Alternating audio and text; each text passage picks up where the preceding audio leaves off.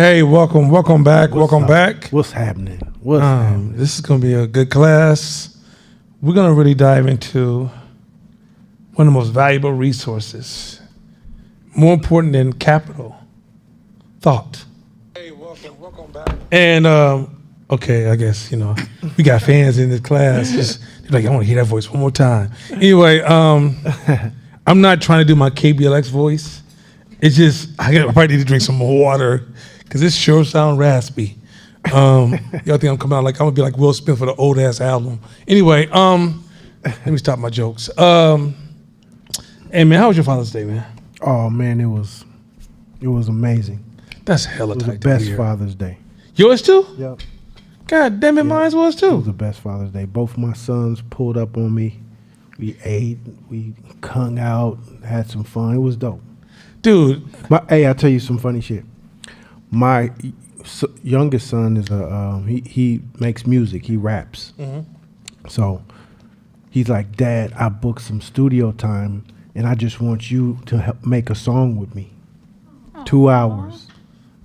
So we was in the studio just busting raps, laughing, having fun. Then we went back on the barbecue. It was dope. hey, let me say this real quick. I was fussing to my family.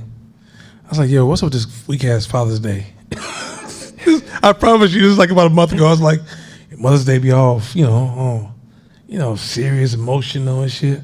Father's Day be like, yo, happy Father's Day. And don't forget you gotta take the trash out, right? Just you're like, what kind of shit is this, right? Yeah. So then got into an argument with Shakira. Not like a real argument, but like, why I bought you this? I'm like, yeah, that's so far back I can't remember that shit no more. And so this Father's Day ended up being so good. Oh, let me say this too. This is gonna be a business lesson.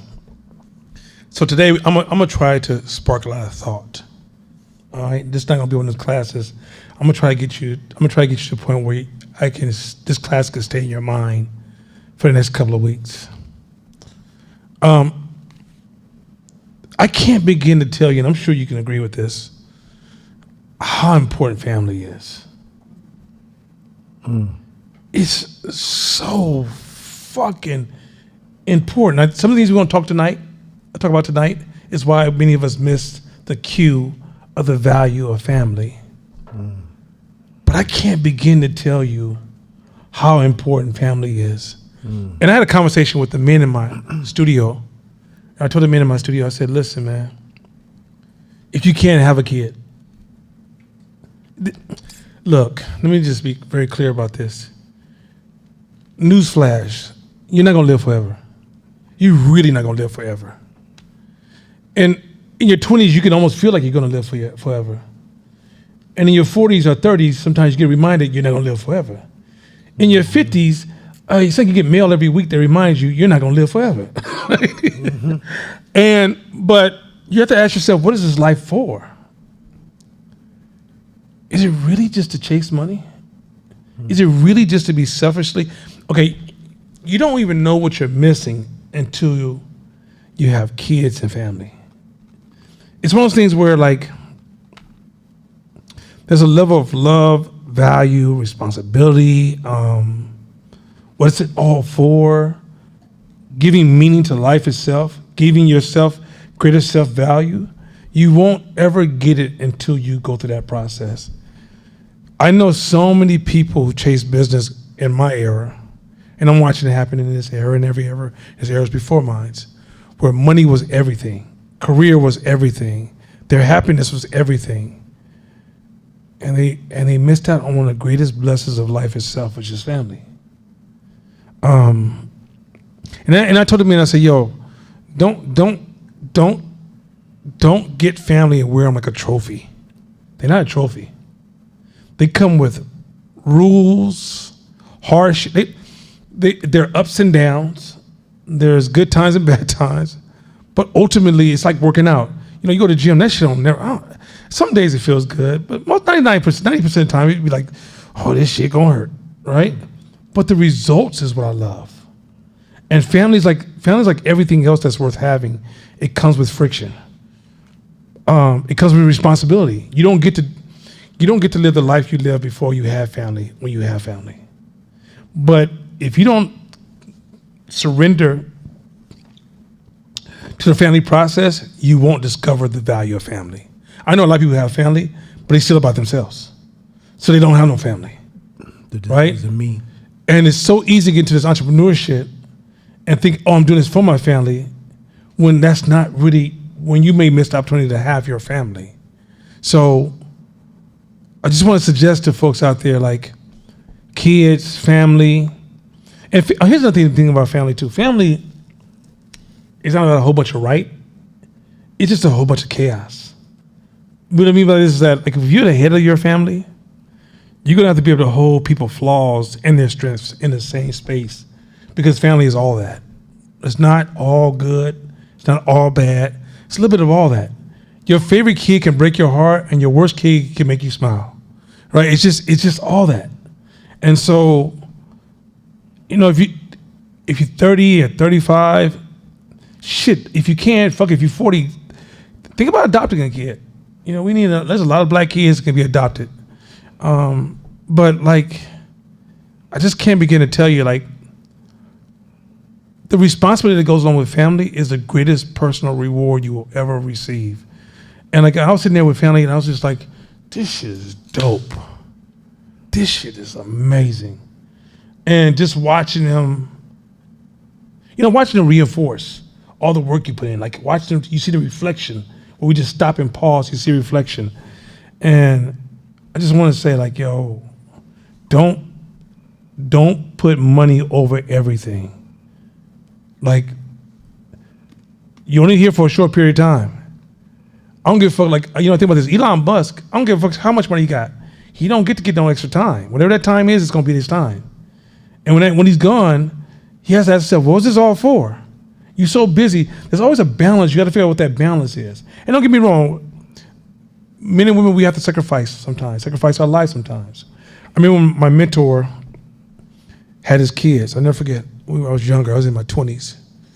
And I went over, and he was really into his kids. Like, what school he's going to, getting their homework done, spending time with them. When he's building houses, he have his kids doing their homework there because he wants his kids with him, not at the house, just running around doing shit. So one day, he's like, now that I have kids, I don't have a life no more. My kids are my life. And at first I thought, damn, son, because I'm young and I'm into me, right? I don't understand that yet. I'm like, damn, what the fuck is that? But do you know a lot of us are horrible parents because we were abandoned by our parents?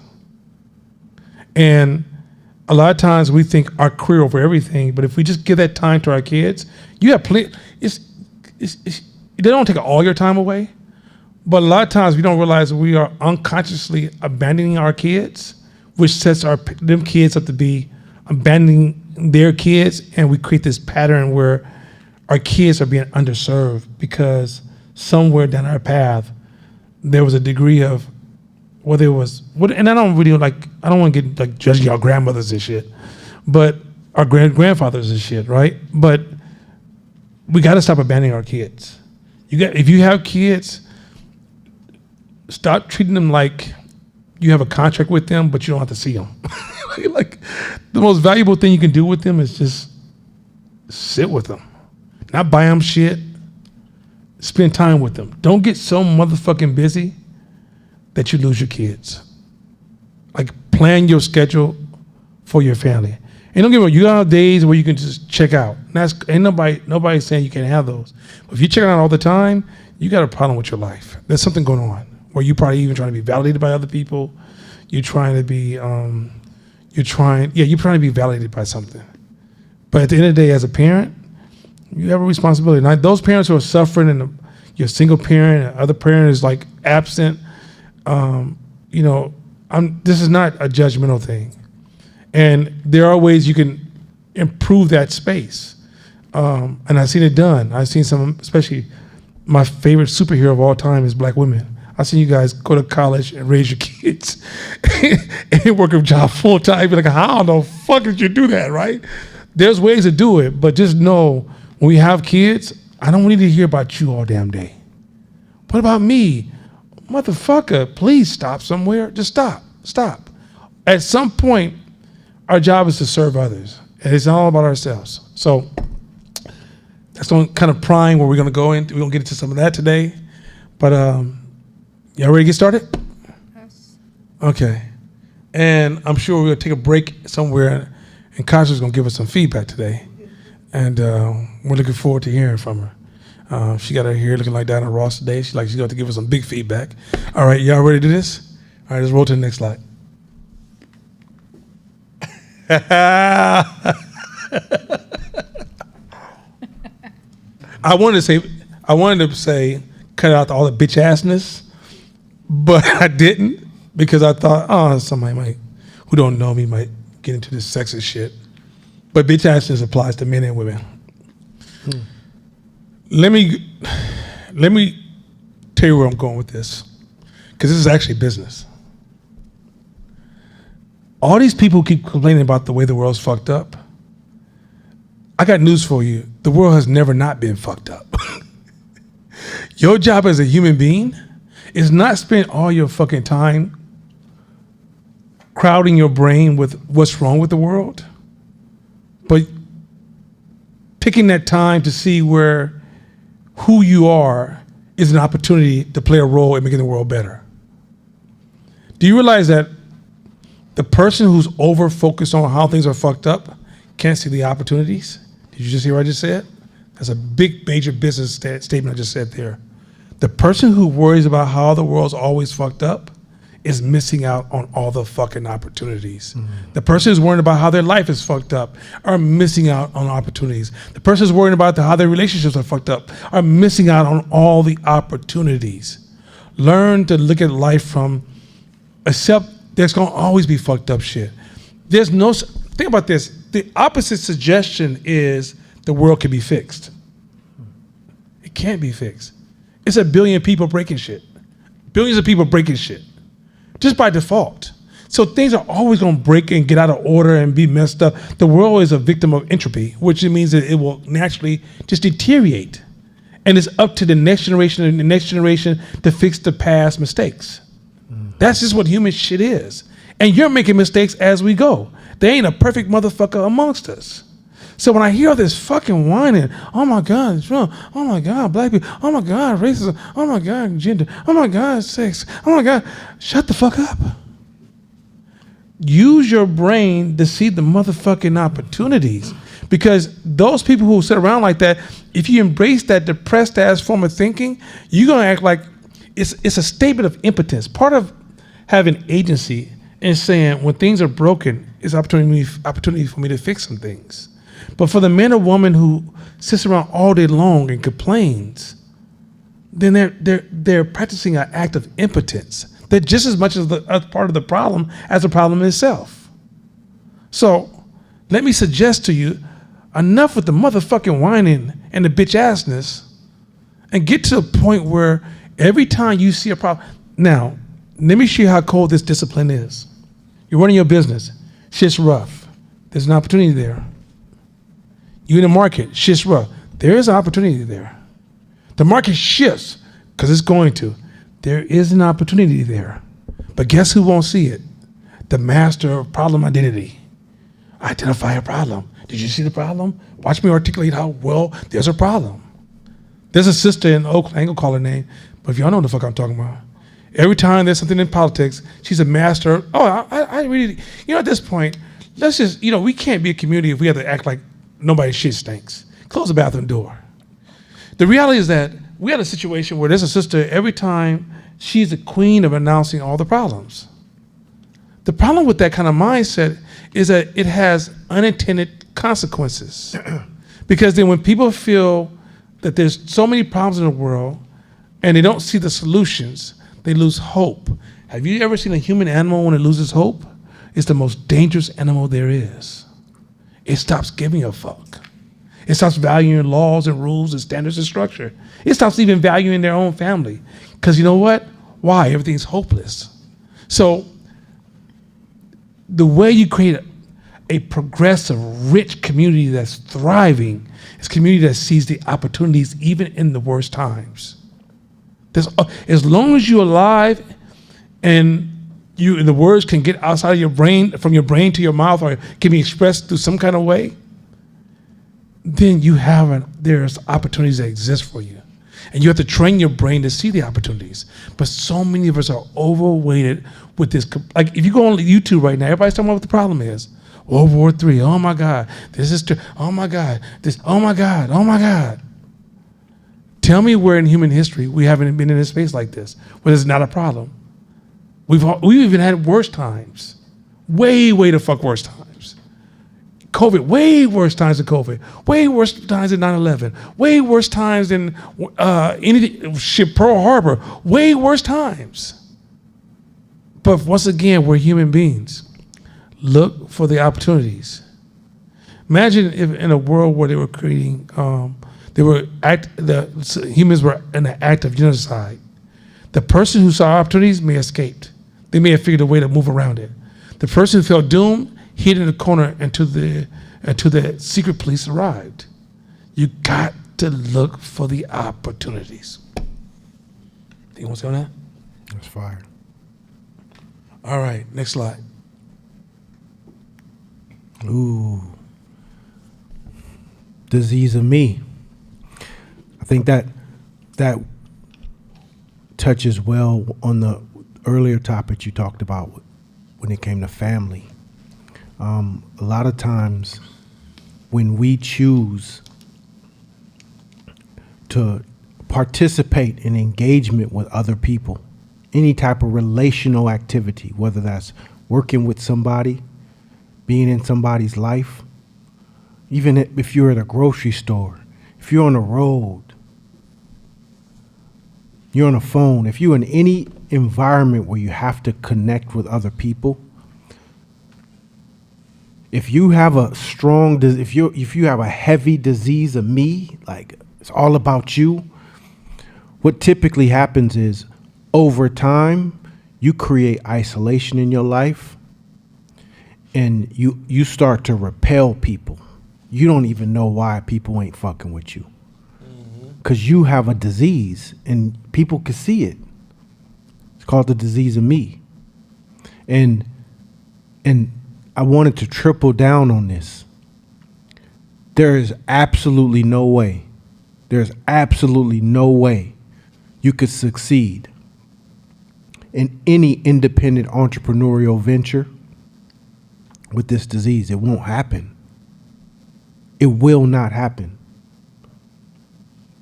Even if I know very, very talented artists who make art or make music, but they make it for themselves. And they can't crack open the mindset that they're here to serve a particular crowd or a group of people. Success comes when your tribe comes and say, I relate to what you're saying. I relate to what you're designing. I relate. Because inherent nature is selfishness. We talked about it, right? You're brought up in your success in life depended on you being selfish.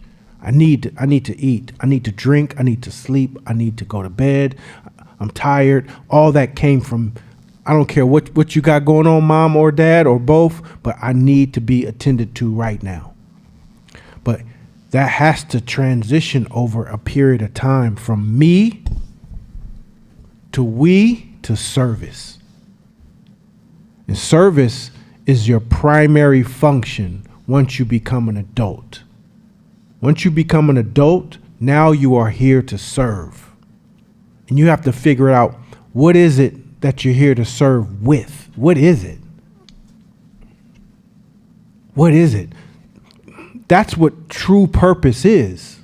It's, in what area am I called to serve? That's purpose. How am I to serve? That's purpose. And the reason, and sometimes people say, well, I don't know my purpose. I've been searching and finding, but I don't know my purpose at all in life. Most of the time, you know why that is? You have the disease of me. Come on. And you can't get out of your own disease of me to step outside of yourself to see where are you to serve. How can I serve you? So here's a beauty about the disease of me is that it's hella curable. It's not an incurable disease. It's curable. You just have to be conscious. You have to be conscious and practice that over time to say, let me shut the fuck up right now. Let me ask questions right now. I don't know everything. Let me be quiet. Let me learn. Let me be the student in this situation. How can I serve this person? How can I put my needs and my wants and my desires aside in this situation? And how can I just tune in to what you want? How can I serve you? I mean, I guarantee you that it will amplify everything. Here's the thing. You have, everything is a direction, right? It's a path. And most of the time, our successes along our paths, it comes with what you can call a sacrifice. I don't necessarily view it as the feeling of sacrifice because I'm choosing a better route that has a better long-term outcome for me. But still, the definition is if you don't do a particular thing, you're sacrificing. So if I have this particular goal, I choose to study, but my partners call me to go out and party, I'm going to sacrifice the party to study. See what I'm saying? Because I am investing in a different path that gives me a different destiny. All things have sacrifices. Sacrifice, the beauty of sacrifice, even if it's micro or macro, that's part of service. Disease of me is like, I'm doing what I want to do when I want to do it, and I'm not stopping what I got going for you or for this. I don't care. That mentality, it's a curable disease. It absolutely is. But what it does is it takes patience, and you have to pause yourself. You have to pause yourself. And the last part of this is sometimes we'll make excuses like, I've been doing for everybody so much. It's time for me right now. It's me time. It's time for me. Well, is that true? Or are you just coming up with justifications to continue to have that disease? Well, that's also if me doesn't understand that we is me. And right? We is me. And remember last week we said the how can I serve you part is I would much rather you serve me with the best version of yourself. Mm-hmm. So you still have to show up with the best version of yourself. But if you are always constantly sacrificing the we or sacrificing the service for your own selfishness, you know that. And that's where this has to come place. So do not forget this. So I want to go further into this. Go to the next slide. Read these next two slides. So let's take some time. Read these two slides. All right, go ahead, Shakina. If you ask yourself why you are in business and can find no answers other than I want to make money, you will save money by getting out of business and going to work for someone else.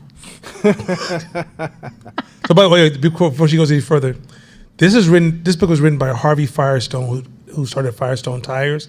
This book was released in 1926. So this is wisdom from 1926. Keep going. For you are in business without sufficient reason. So what he says, if you're in business to make money, you're in business for insufficient reasons. This is important. Keep going. A business which exists without a reason is due for an early death. Okay, let's keep going. Next slide. This is all together. He separated it, but it could have been one slide, but I like the pictures, so I'll let it go. Good management, that is, management with real thought behind it. does not bother trying to make its way by trickery, for it's known that fundamental honesty is the keystone of the arc of business. It knows that you will fail if you think more of matching competitors than of giving service. So, by the way, if you focus on your relationship to other business more than focus on providing services, you'll fail. Keep going. That you will fail if you put money or profits ahead of work. And that there is no reason why you should succeed if what you do does not benefit others. Say, read that last sentence one more time. The most powerful. This is the disease of me. Read that last sentence again. And that there is no reason why you should succeed if what you do does not benefit others. All that was said. That's the disease of me. That's what he's been teaching. That when you run a business, let me tell you, when Court brought this up and why I love the disease of me, and I'm glad he won't let this point go. Because first of all, the me epidemic in this country started in the 60s, where we started getting a little bit too heavy about me as opposed to about we. What you'll discover in this me heavy culture, especially in the Instagram, Facebook, social media, it's really about me. Look at me. So I hear people say, I want to go into business, and I have a good idea. And what I want to provide for other people, what you miss in this whole fucking conversation is the people. You never tell me, hey, I sat and watched what people need. And I think I can provide them what they need, and I can serve them this way. This is what we're trying to get you to think like. But what you'll do often when you talk about your business, I have this idea, and I go, did you test it? No, I just know it's a good idea. I showed it to my friends, which are people built around you to validate you because you're kind of narcissistic. You never you never started your business plan from a market observation and going, people are really asking for this, and no one's serving them. And that is why you go into business. Anything else is you're prostituting the idea of business. You're making business serve you in a way you're thinking it can solve a problem that it can't solve. There's a question I can ask you. Is how many of you guys have thought about making more money or going to business to make more money, thinking it will truly solve that problem that you have not articulated yet? And if you sit down and think, what is that problem you're trying to solve with money? Is it really money you think is going to solve that problem? Or is it something deeper? Now, you probably can't answer that question. But what I can assure you is that business is not a one-trick pony that you're going to get into and make one decision and live happily ever after. Business is a chain of compounding, unforeseen decisions being made, all things you can't even imagine. You're going to have to make decisions on all the time. And at the premise of your thinking is you are money, selfishness or money, you've already out the game. You're only going to last so long. You may even make maybe $1 million, but you won't be able to hold on to it. Because if you think in business, when you make money, you can keep the money, it doesn't work like that. Because if you made $1 million, you also created more sources of things that's pulling on that $1 million, right? And so when you make $1 million, you may have a payroll that's higher. You may have more insurance costs. You may have a lease cost. You may have all these other expenses that are actually pulling at that $1 million. So your $1 million is under threat every day. So you have to make decisions how to keep the $1 million growing so the $1 million can actually stay $1 million or more. Yet, if the premise of your thinking is you don't see the customer, that means you underserve the customer. I don't like the way this feels. You underserve the customer. I didn't like what they said. Underserve the customer. I don't like society. You're underserving the customer. I don't like these group of people. You're underserving the fucking customer. Are you in business to serve the community, or are you in business to serve yourself? And that's a deep question you got to ask. And it can't be that superficial bubble gum answer, which is like, yeah, of course I'm here to serve other people. But watch how you think. When you're planning, are you in observation? Do you observe other people, or do you think about what you feel? Do you think about the romantic time when, I remember that time my mother made a great apple pie, and me and my family's so happy. I want to make apple pies for everybody. You hear how selfish that is? Did anybody want apple pies? Have you tested and see if anybody would like apple pie? Of course, you can create ideas that people don't know that they want yet, but it's still dictated by them. But when you go in business, and let's say the premise of your business is fairness, and you're over there trying to get respect when you run your business and validate it when you run business, and people need to see who you are. You see how I is in the game and it's corrupting the relationships. Now you don't talk to this customer because they didn't look at you a certain kind of way, or they don't respect. They came in, they sat in your chairs, as opposed to saying, you may have, let's say you bought 5 new chairs. Customer walks in, and customer puts his foot on the chair. You're like, God damn, these customers disrespected me. No, you're not. They were the wrong chairs. You designed the wrong chairs. Them chairs don't put your foot on them. If you don't want people to put their foot on their chairs, build better chairs based upon the way the public is showing up to it. But if you walk in that space going, oh, I'm offended, I don't even like these customers, it's because you're not in business. Business, you gotta master the art of service, hospitality, serving others, even defense thinking. Me over everything. What the fuck are you doing? You're in the wrong industry. Go get a job. You can have a little bit more me in a job. But when you go into business, you are there to serve others. And if you don't enjoy serving others, you need to have a deeper conversation.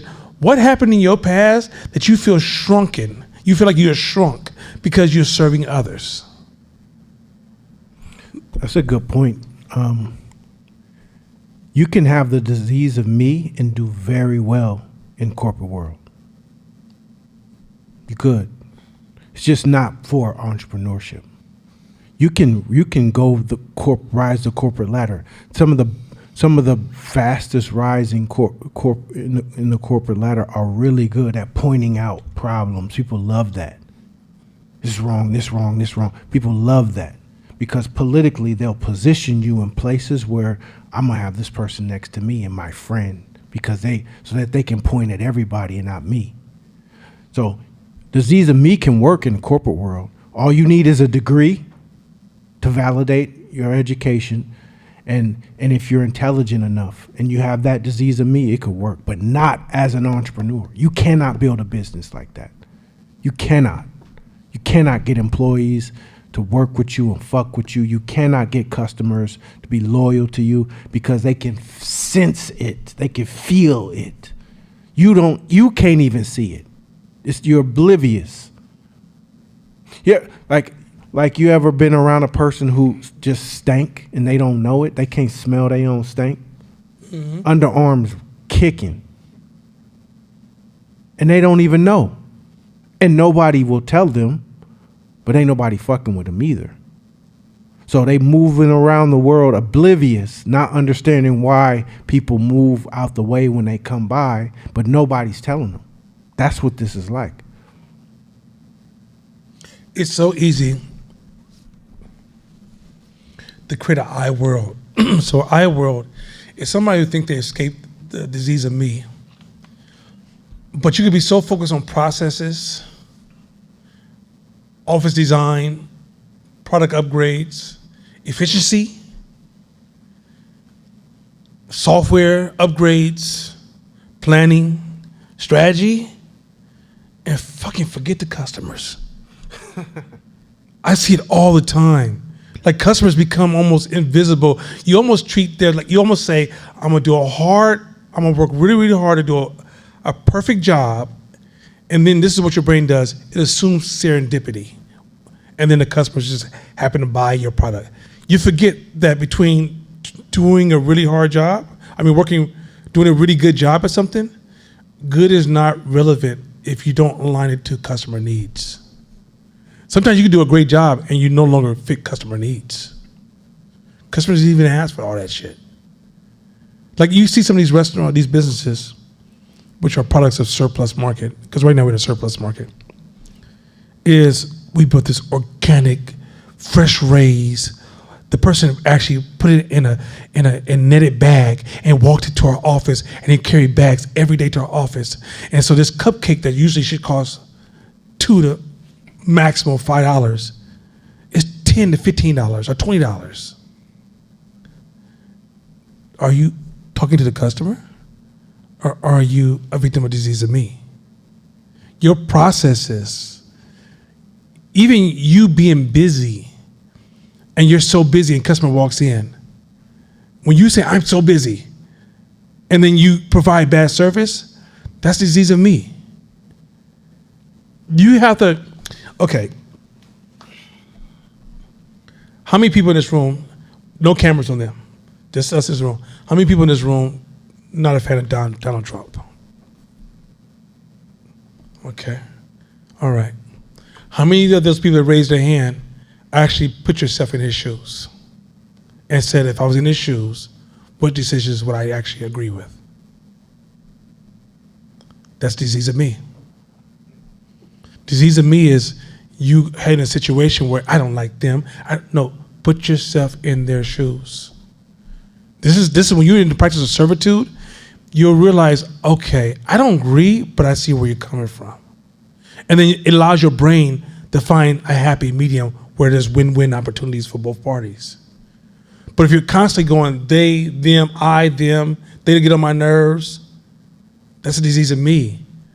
Let me help you with your nerves. No one gives a fuck about your punk ass nerves. Fuck your nerves.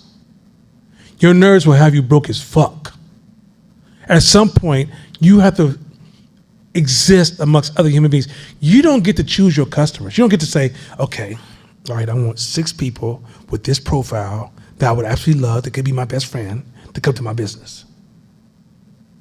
Some people come to your business and you'll be like, I totally disagree with your values. But that's okay. It's okay to disagree for yourself. It's okay for you to say, I'm different than you. That's the world we really live in. Fuck all this fake ass social justice where we all gotta be the same. We're not gonna be singing in harmony. Fuck all that. We're gonna have different songs. I'm gonna sing soul, you gonna sing rock, you gonna sing blues, you gonna listen to jazz. We're gonna be different people. But if you're in a situation where you, in your brain, you hero your position and then shrink everybody else's position around you, too much on me. Can you live in a world and say, if I was a white man, what would I do? How would I see this issue? If I was an Asian man, how would I see this issue?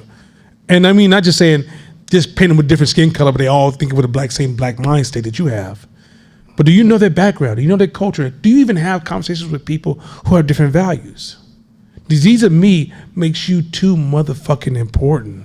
So then when it comes time to grow, you can't see opportunities. You can't even hear the proper messaging from other people who are sharing opportunities with you because you only hear what you want to hear. It's a cold motherfucking game. Like, I'm not a fan of a lot of different groups of people, but I talk to them all. I'll talk to them all. And when I get the chance to talk to them, I don't sit there and say, I don't preach to them who they should be. I want to know, who are you? What are you going through? What's on your mind? How'd you get here? What's your thoughts? What's your views? And 9 times out of 10, I always would learn something. Yo, and here's something else too, is that the disease of me also can be dangerous when it comes to knowledge. We are grains of sand on this earth, let alone this galaxy, let alone this universe. We're not even blips. So whatever we know or whatever we think we know ain't shit. It ain't shit. So that's why you never lead with arrogance or like you know everything or it's all about you, because there are I'll say, 75 years ago, the known universe, I think, was 60 trillion light years wide. In the known universe. Now the known universe is like, I think, 182 trillion light years wide, which makes us even tinier. And all that is just as big as our satellites and as big as our cameras can see. And it keeps getting better as technology gets better. So we absolutely don't know shit. So the disease of me can also come with, in terms of arrogance, thinking we know everything, we the shit, I'm better than you, I'm better than you. No, you're not. We're all on the scale trying to grow and figure it out. And at the end of the day, we all gonna die. We all are flawed. We all are imperfect. We all have fucked up. We all about to. Like, so that should give us a moving, growing sense of humility and learning and a student-like mentality that can allow us to say, damn, I'm missing something. What do you know? I'm missing something. What do you know? Like, I'm out of pocket right now, meaning I can't get past a certain place and I'm using everything I know to get there. So maybe I should shut the fuck up and let you tell me what you know because you're over there. And if I feel uncomfortable with what you're telling me, that's probably why I'm not over there. But the disease in me says, I know everything I need to know. That's I've been all deep into the woo-woo spiritual world, right? And that's what they say. You have all the knowledge you ever need. You just have to tap into it. Well, how come we ain't all exactly where we want to be then? So humility is important when it comes to breaking through that disease of me shit. Not saying you don't have confidence in your moves, but humility. You know what gives me humility? Let's say me and Jordan get an argument right now. Let's say we get a big ass argument. We just going at it off camera. Man, fuck you, Jordan. No, fuck you, too, nah. And let's say we just go intense. 50 years from now, anybody give a fuck? Nobody. So why do I give a fuck?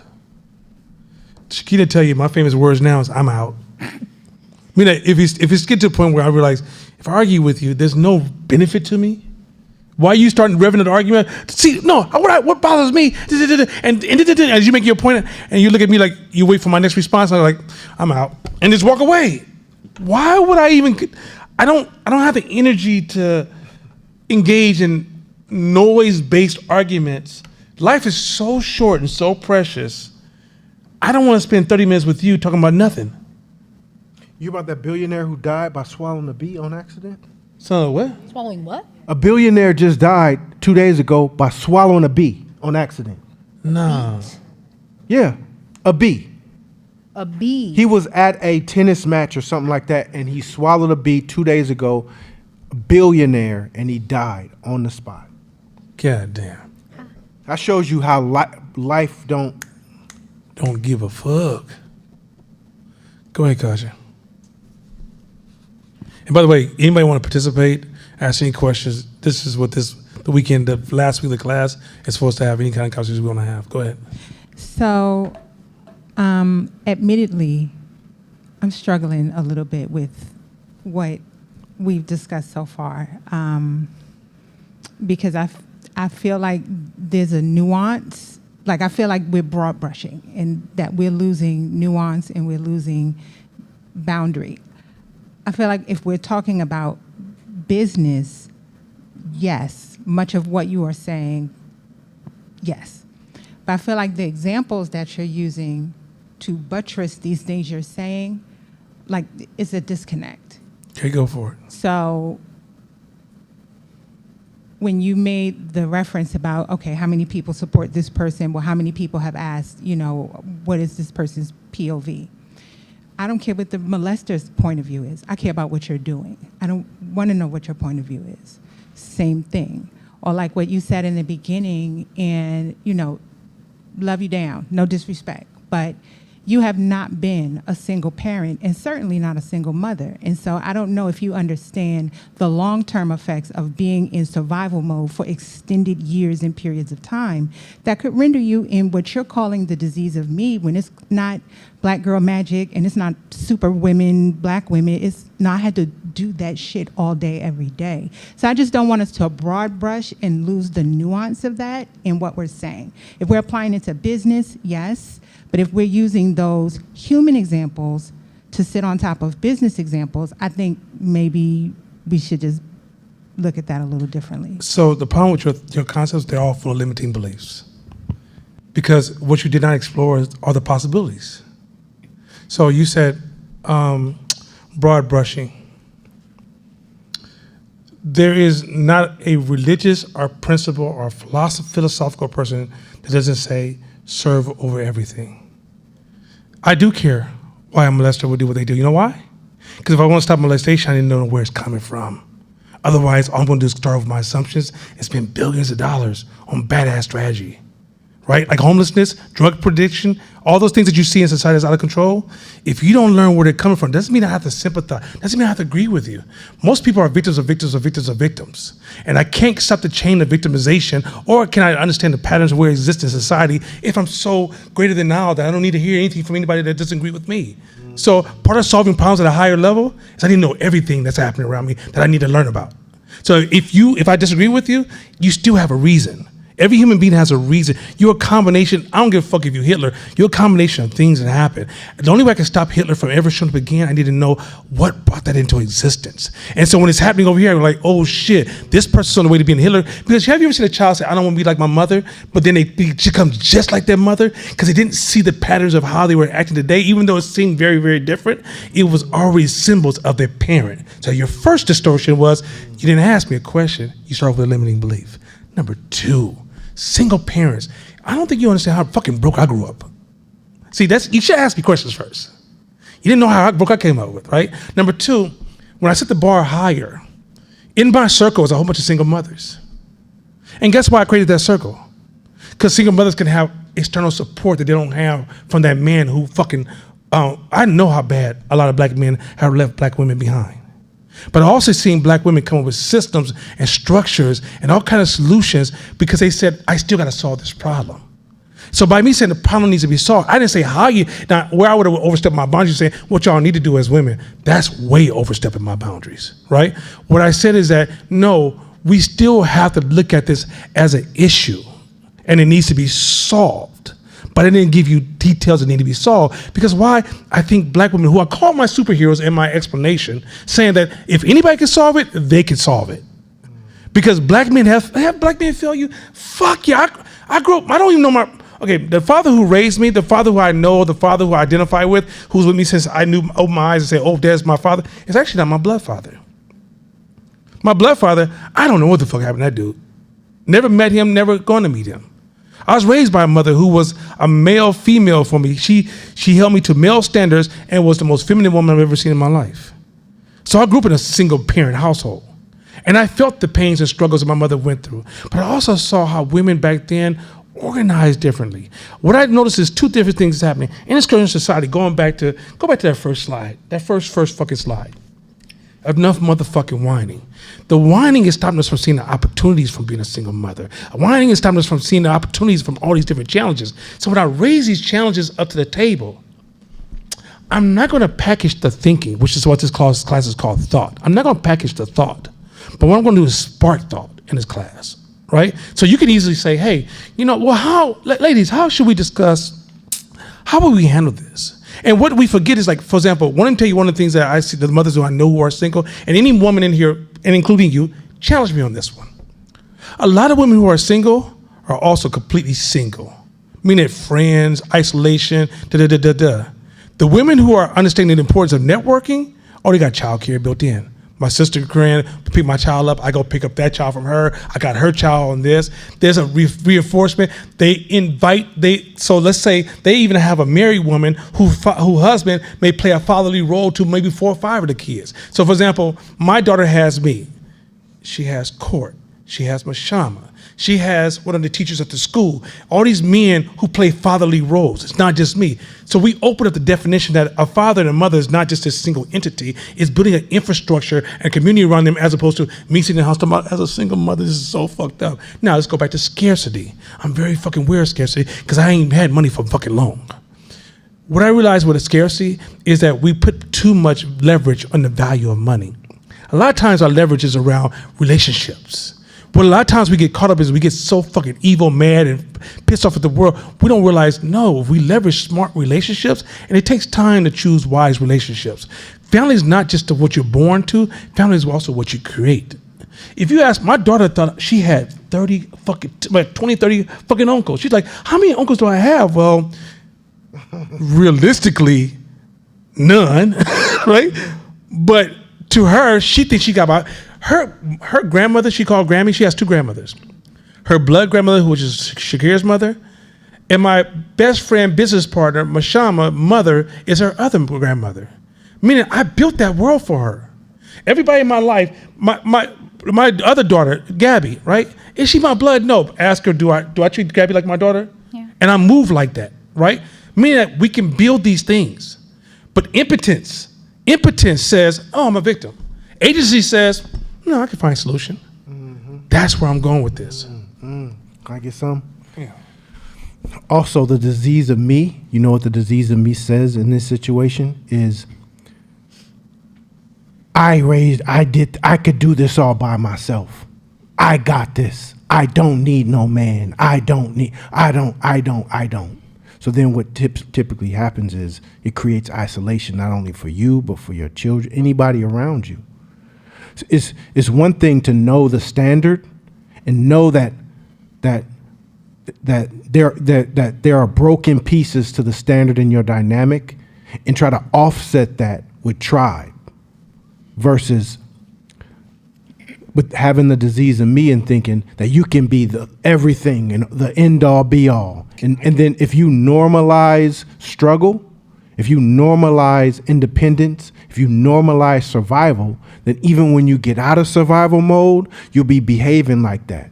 The same way we normalize street shit.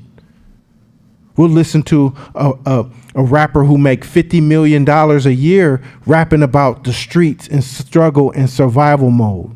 And they live in a multi-million-dollar mansion now because we romanticize struggle because we made it cool. It's basically what we're saying is, I had to survive. So I created this heuristic. And this heuristic got me out of survival mode. And now I'm doing okay. But I'm still romanticizing survival mode.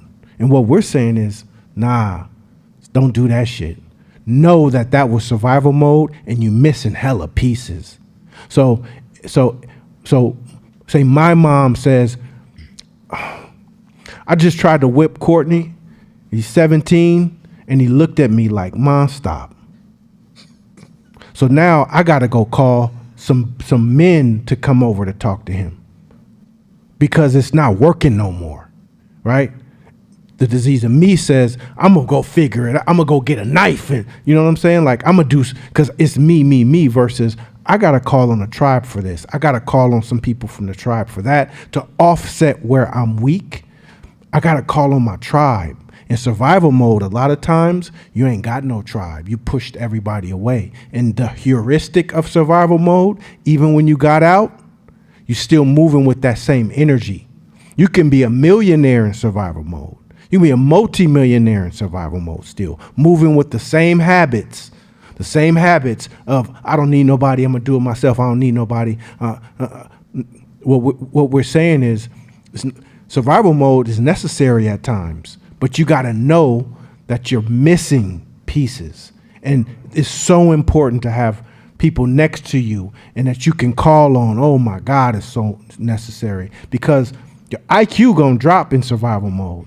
You did not spend time with your kids in survival mode for a hella long while you were in it. And at the end of the day, you're like, well, you have food, right? You had a place to stay, right?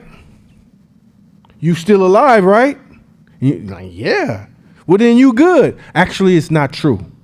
You survived. We survived. But there's still pieces we need. Can I? And the thing is that I think we made money too important. I would rank other things in front of money. Relationships are everything. Gosh, I would invite you to my house when we have one of our get-togethers. You've been there, right? That shit is like family. It feels like a big-ass family get-together, and only maybe 5% of the people in that room is family.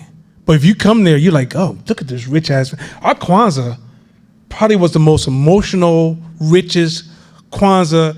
We had folks from Ghana to folks from the schools. But if you was in that room and you just walked in there first, you'd be like, this is a dope ass family. I cried. Like it's that rich. And I built that on purpose because in the end of the day, this happened when me and Shakira first got together. Her family was just on some rigidity around Islam, but like, you know, that kind of like almost cultish. And I was like, and she was really like almost going into depression because her family was just not like gelling. I was like, no, family is what you create. I lost most of my family to the crack era. Well, I went to a family reunion. We had almost 400 people.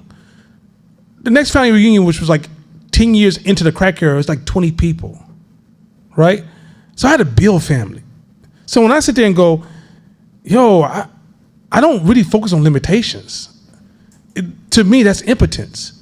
Everything has an opportunity, like I said earlier. Everything has an opportunity. When my mother died in 2003, and before my mother died, I was a really like Hollywood type dude. What's up? Hey, baby, hey. I didn't really give a fuck. It was about me. I'm walking through the crowd like, hey. And I was really taking points from being popular in the community. When I lost my mother in 2003, that shit hit like so hard that I wailed. I didn't know what wailing was, but a sound came from me that if you try to tell me to repeat it, I don't know how the fuck that came out of my system. I was like, what the fuck is this? But it's such a deep cry, it wails, right?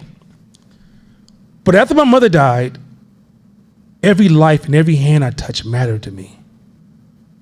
It changed me. And I realized, it's not only when Jesus died that he leaves that he dies that we can live or give a gift to us. Everybody who dies in our life is a gift to us. Isn't that cold? Everybody who died in your life leaves you with a gift. And so everything is an opportunity. But we can sit here and play the, what about, I feel like you coming at, that's that shit I'm trying to break right now. Stop that. Stop. Look for, what's the play here? Like if your question would be like, okay, now I don't see the play. What's the play? Because otherwise, it's not just you. Compound what you just did to large groups of people going, but now the cancel culture comes from that. And then all these kids are being raised in a culture like, don't you say, oh, hell no. And everybody has their own issue. So you may say that, the person got this. Now you're in a world where nobody wants to be around nobody because everything's like fucking, you could break glass if you just breathe. As opposed to, I'm not here to protect your glass. Build a stronger glass. But at the end of the day, I'm going to lean on that glass sometimes. Because it's not because I'm trying to hurt you, because I'm tired. Shit, that's it, nothing else. Yeah. What you do too is it echoes a lot of folks. It's not, that's why I love how you come, because you echo a lot of people. Let that go. I'm gonna let that go. Can That I- was can I- wild. can I'm I gonna use the get restroom on in? that one. I'll let Hey, you. Yeah. you on that one, but finish that one by yourself. Kaja, please don't. I love how you express yourself in your authenticness, because that is an echo of a lot of people. But what it also is why a lot of people are lonely on a lot of different fronts. Some people want to be with people. Some people do. Some people want customers. Some people do. Some people want friends. Some people do. What you don't realize is it's the exact same energy. So that's why it correlates, it translates to all three. So if you want more friends and you want more customers and you want more relational partnerships, relationships with people, it's the exact same muscle. It's the how can I serve you muscle. It's the how can I serve you muscle. It's let me figure out what's in it for you, what you need and what you want. And let me give you what you need. Let's exchange value with each other. Not just, well, I, me, you, me. No, it's I have enough tolerance for any of your minor imperfections. And guess what? The broad strokes, I can work with that. Let me ask questions about the nuance. Let me ask questions about the details that I may not understand because I may not have all the information. But I got enough tolerance on both sides of the issue so that if there's any disconnect, miscommunication, I don't agree, whatever, there's enough tolerance there so that I can ask enough questions to where I can see from your perspective versus pushing you away, combating you, get you. You have, there's 148 different micro connections in order for me to feel good with agreeing with you, and only 141 was the ones that I like, and the other ones didn't connect, so fuck it. Versus, I have enough tolerance. So now, how can I add value to you? Because that's why a lot of us is lonely. We got all this. A lot of us is lonely because of this exact mentality. It's, well, you did all these things are okay, but this thing, I ain't fucking with it. Well, no human being on the planet has that level of perfection. Nobody's gonna find a person like that. You have to have enough tolerance. Me and him don't agree on everything. I came in this game from a completely different pathway than he came. But if you drive far enough along your pathway, there's a lot of shit to agree on because it kind of starts going to the same destination. How you got there is debatable. We can sit and argue how we got to certain places all day, but fuck that. There's tolerance, enough tolerance to say, well, what's the philosophies on this and why? Why do you think that? Oh, I get why you think. Oh, got it. That's the beauty of this shit. The disease of me is so consuming, it'll justify and it'll be right for you. And you might even be right. But here's the thing about the disease of me. You can be right and still lose. You could be right and still be lonely. You could still be right and be broke as fuck. Success ain't about being right. Success is about service. Can I talk on this? I had to write notes because I didn't want to forget. But first off, like, I resonate with your questions because I've thought those same things. And when I think those things, because I'm constantly around Nana and other entrepreneurs that are trying to be leaders, it helps me to look for my gaps quicker, because I'm realizing that I'm having those questions, thoughts, and ideas because of a limited perspective and a different paradigm, and they're trying to stretch me to get to the next level. And so I think that as an entrepreneur taking this class and being a student of this class, one of the things, like, why I won't miss a class or will try my hardest not to, is because I need that friction so that I don't revert back to what's comfortable, so that I don't sink back into my natural defensive heuristics, because the world has taught me, like, yo, it's so comfortable and so easy to be the single strong black mom. It's so easy to be the hero. It feels good, goddammit. My ego loves that shit. I did this. And it's also the reason why I get stuck, or why I can't solve my way out of a paper bag when I'm emotionally triggered, because I can't see options. And so when I feel like that friction where I feel like, yes, but, I start thinking about, okay, like, what is that but for me? And what am I not seeing? And, like, how can I be genuinely curious? Not like defensive curious, because I'm good at defensive curious. Like, I'm gonna call myself out. I'll be like, well, I asked you a question, you better answer it right. Like, that's me, right? Like, I'm gonna call myself out. I'm working on myself. Martial arts helps, a lot of meditation. But I think that, because real talk, like, you're really poised. You're eloquent in the way you speak. You can position a thought that somebody else, like Lily, might be like, hey, yo, explain that to me, right? And you can make it so beautiful where it makes it more palatable to be able to answer it. But a lot of us at stages are thinking in the same exact manner. And I think it's important to, like, say, yo, you're not crazy, you're not alone.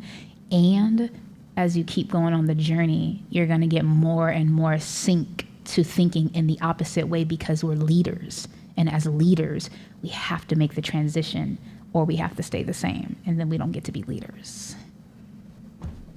Hey, yo, I do have a question because Kaja, a lot of stuff it was a whole like exchange.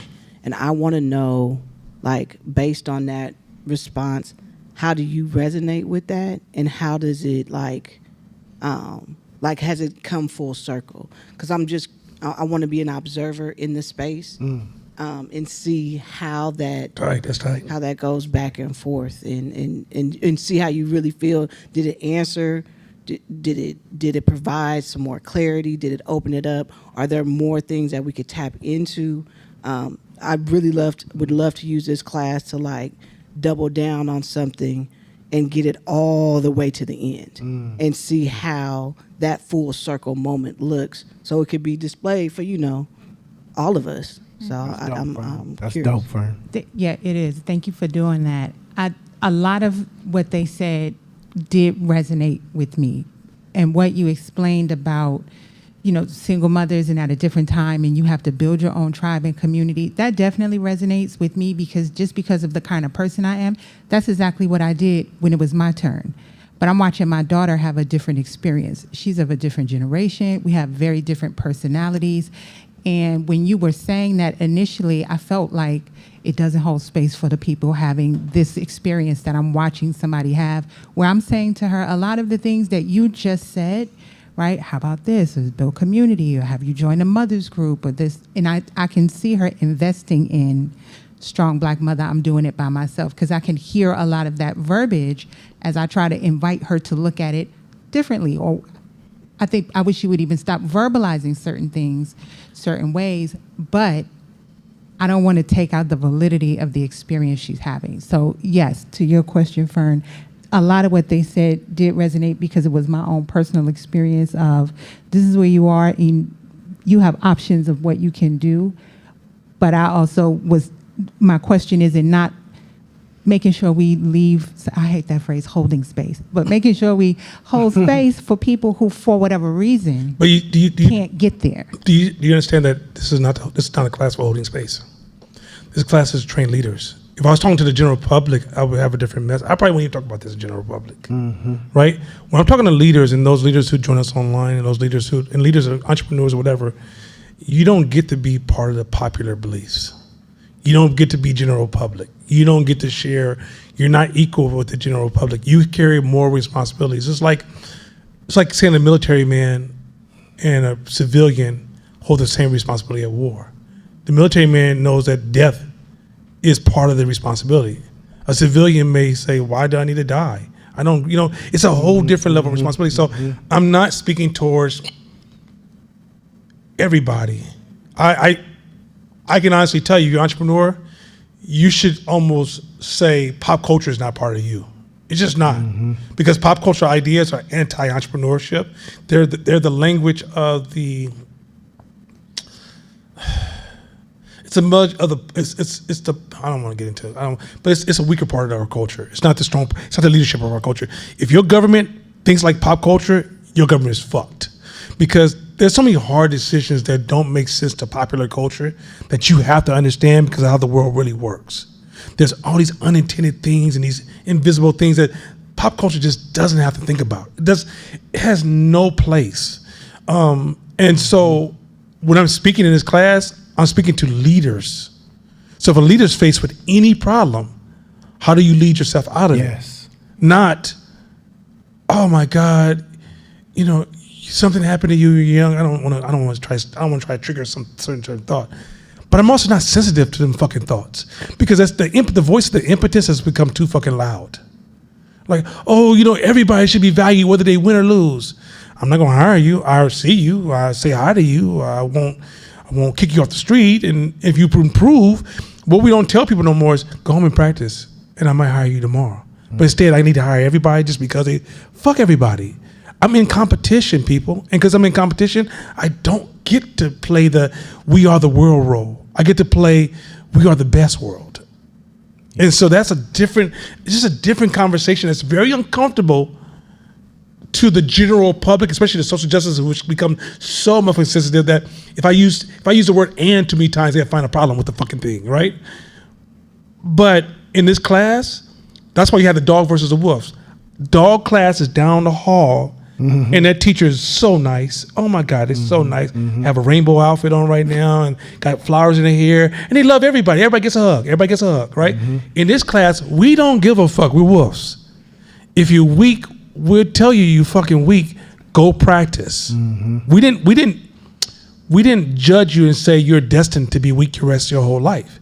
And if you're that fragile, that's what you thought you heard, that's not our responsibility to help you with that place. Our job is to help those who want to grow, and those who don't, fuck you. Yo, I wouldn't be here, like, if it wasn't for good people around me to have harsh truth conversations with me. You can't entrepreneur without harsh truth. Because the world, business, harsh. Oh, so harsh. That's so ugly. It's harsh. Who was it? Was it you who was talking about contracts? So you're completely good at being harsh when you're talking about contracts, right? I need you to sign this, and if this don't happen, this, and I need you to sign it, right? Right? And if it don't happen, what you gonna do? Oh, so it's like that? That's why that was what led to my initial Gosh, question. that's Because when the class started, That's cold-blooded. we were talking Kasia. about personal aspect. If we talk about business, check. Yes. Business is complete. Okay. To me, it's a complete different arena. Right, but we want to talk about general people, like I said, mothers and dads. I'm talking about people who are in business and they work so hard they forget about family. I'm talking about mothers and dads who are trying to run businesses who are single parents, right? I'm talking about mothers and dads who I see so many people right now who put money. The key thing was putting money in front of everything, and why family should be is you can't put money in front of everything.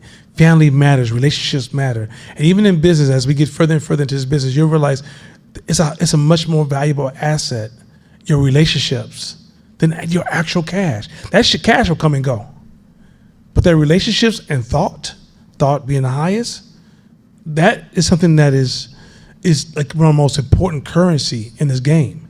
And so when I talked about family, it's because I see so many. Just go to the business world.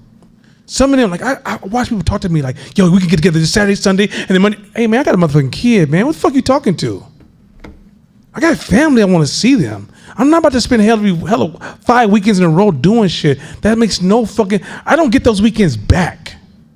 Like, you can be so busy. 5 weekends have passed, and you realize you lost 5 weekends you don't get back. And you don't know what can happen, who can replace you as a parent. Because if you ain't there, somebody gonna play the mama role, somebody gonna play the daddy role.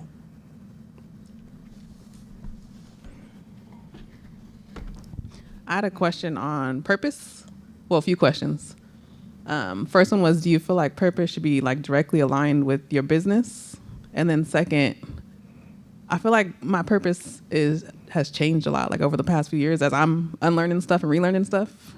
So like, can your purpose change as you evolve? And how do you, if it's supposed to be direct line with your business, how does that play a part in that? I don't think there are really rules around it. I think purpose, like as we grow as humans, that's why it's a good idea to try shit. Go for, let me try this. Let me go after this. Let me pursue this. Let me try, because purpose comes from serving and purpose is together, right? But ultimately, your purpose is what what group are you meant to serve and how? And you're trying to figure it out. And there's no rules around it. It's just you're going, and your interests can give you hints. The things that you like leans you towards certain things, because ultimately your purpose is going to be service. You can step back and say, oh, I didn't know that. I was searching for my purpose this whole time. And the whole time I've been doing it. I've been helping people. I've been helping women get in shape, feel better. I've been helping businesses I've been helping kids do this. I've been helping black entrepreneurs that are in the wine get a spotlight on them. I've been like, it comes from doing. It's not, you didn't wake up 20 years ago and be like, I found my purpose. Mm. No, you liked wine. You don't even like wine. She like Okay, so I ain't the only one there.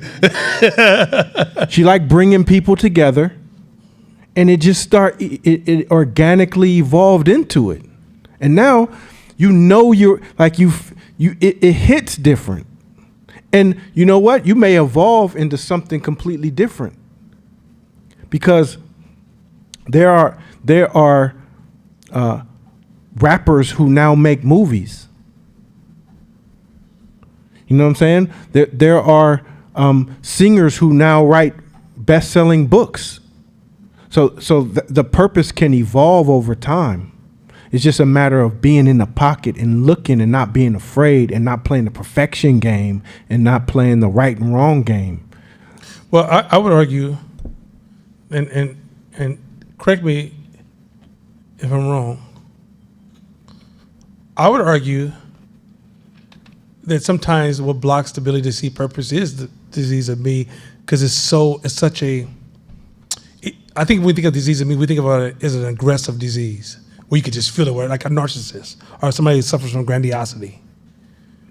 But we're talking about disease of me I think it's more subtle than that. It's almost like a layer underneath those. And so let's say if I'm interacting with you, but I don't like how you talk to me, and I interact with Kaja, I don't like what she said to me last week, and I interact with Jordan. You know what? I don't feel like that. If I is interrupting my service, then service never has the opportunity to reveal my purpose to me. Agreed. So you got to get so much I out the way for you to have a healthy relationship with service that the purpose is revealed. But if I go into service and then I have all these standards and rules of what I expect, and then it doesn't, like, for example, I'm going to volunteer, but I expect this, and you know what, they just didn't do these things, and then I didn't like these people, where they were talking to me, and you have all these lists. You didn't adjust and kind of, what's the word, is life is a trade-off. You don't get to be you all the time. So when do you trade off and compromise? Go back to that word, compromise. Mm-hmm. How much have you compromised to discover your purpose? Or has your purpose been on your terms? Right? Like, many of us want success on our terms. I don't want to change shit. I don't want to change my friends. I don't want to change my partying. I don't want to change the events I'm going to this year. I don't want to change nothing, but I want to be successful. It's all this shit's a trade-off. Everything. Like, I was saying about this the other day. I saw this beautiful picture of this man and woman laying in bed, and I giggled. It only lasts for a little while, because they get married, trade-offs start, and everything changes. And every once in a while, you may get that time where you get to lay in bed. But the reality is that trade-offs happen. Kids, businesses, everything's a trade-off. And so at that point, you start realizing, when you start serving, like, say, you're married and you guys just got out of college and you're working a regular job, and then you get your first big promotion. You make a lot of money. Now, you guys going to still be creative, going back to our earlier conversation, and creative ways to find time for you guys to spend time together. But you got to understand that it has changed. So a lot of times we want to serve others, but we don't want to accept the trade-offs. And because we don't accept the trade-offs, then we compromise it, because at the end of the day, we want to protect what we want it to be, or the story kind of running in our mind, or how we think it should be delivered to us. And we don't realize that if you really move in a space of curiosity and servitude, it eventually will be revealed. Because even if you're doing, let's say you're over here and you're passing out waters, you realize, I don't know if I really like this. That's still part of the reveal. It's still being revealed to you, right? And let's say you're over here and you're like, damn, every time I have free time, I keep coming back over here, right? And then one day, let's say you get a chance making trees for people, or carving trees out, and you're like, this is amazing. This is what I want to do. I actually fucking love trees. You discover it, but you never get there if the whole time you're trying to curate every experience, as opposed to sometimes just surrender yourself to the experience. Mm-hmm. I ain't talking about being compromised. As human beings, we have to worry about being compromised, right? But outside of being compromised, can we surrender ourselves in servitude? And I think that's what's happening in servitude. We don't want to surrender. We want to be the boss of servitude. This is how I'm going to serve you. This is what I'm going to do for you. See what I did for you? Don't you appreciate that shit? See, I'm always giving up who I am to help other motherfuckers out. That's not servitude, dog. So a lot of that comes down to is you. And I don't know. None of this stuff is judgment, because I don't know anything about you.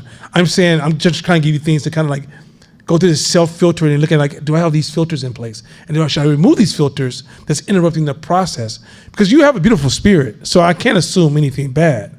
But I do know that a broad assumption that exists in our community is that a lot of times we're so defensive that our servitude is tainted by our defensive thinking. Service. Next slide. By the way, that's the book. If you guys decide to get into it, excellent read. God damn, it's excellent read. Written in 1926. I'll leave that up for a couple of seconds. Dun, dun, dun, dun. Yeah, you guys don't do that shit though.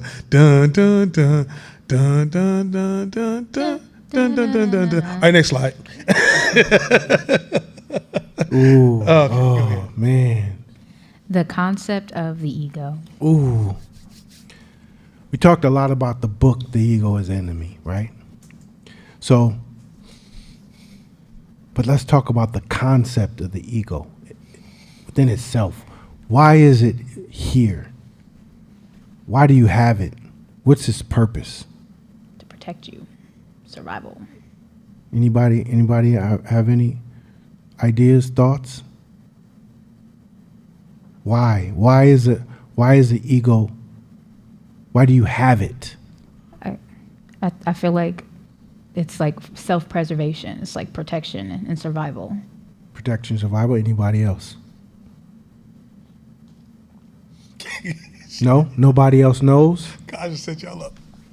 That's why it's good to. That's what I thought, right? So when you're born, the idea is survive. Is I have to survive.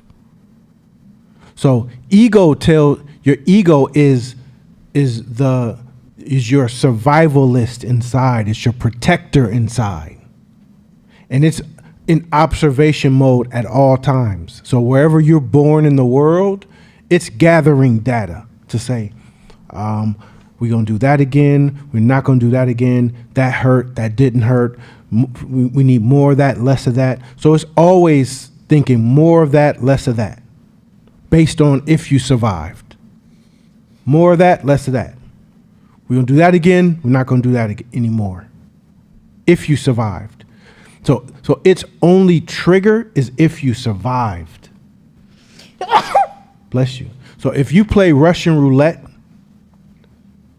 and you survive through Russian roulette, the idea of Russian roulette to your ego is cool.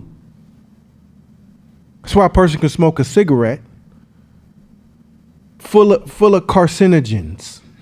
Smoke a cigarette all the way to the end, flick it out, keep it moving, and the ego allows you to smoke another one because you didn't die in that moment. That's how the ego works. It's not that intelligent. So if you think about it from that lens, all the experiences you had throughout your life, through preschool, elementary school, high school, all those things that allowed you to survive, your ego took notes and say, and it has a strong push to push you in a direction, either here or there. So that's why fight, flight, or freeze, ego is behind that. Because all the times you fought, and after you fought, that dude or that girl wanted to be your friend after that, the ego took a note. Now I know. Every time we fighting. Or that time you ran and you got to a safe place, ego says, we doing that every time because you survived. It don't have any intellectual capabilities. That's why a lot of times we look so dumb when we caught up in our ego. We look so stupid. I was at a gym today. See a guy we both know. I said, so he sees, like, hey, what's up? I said, what's up? How you doing, man? Trying to be like you? All right, cool. And he said it again, trying to be like you, man. You know, I got my business going. I got this business going. I got this third business going. trying to be like you, man.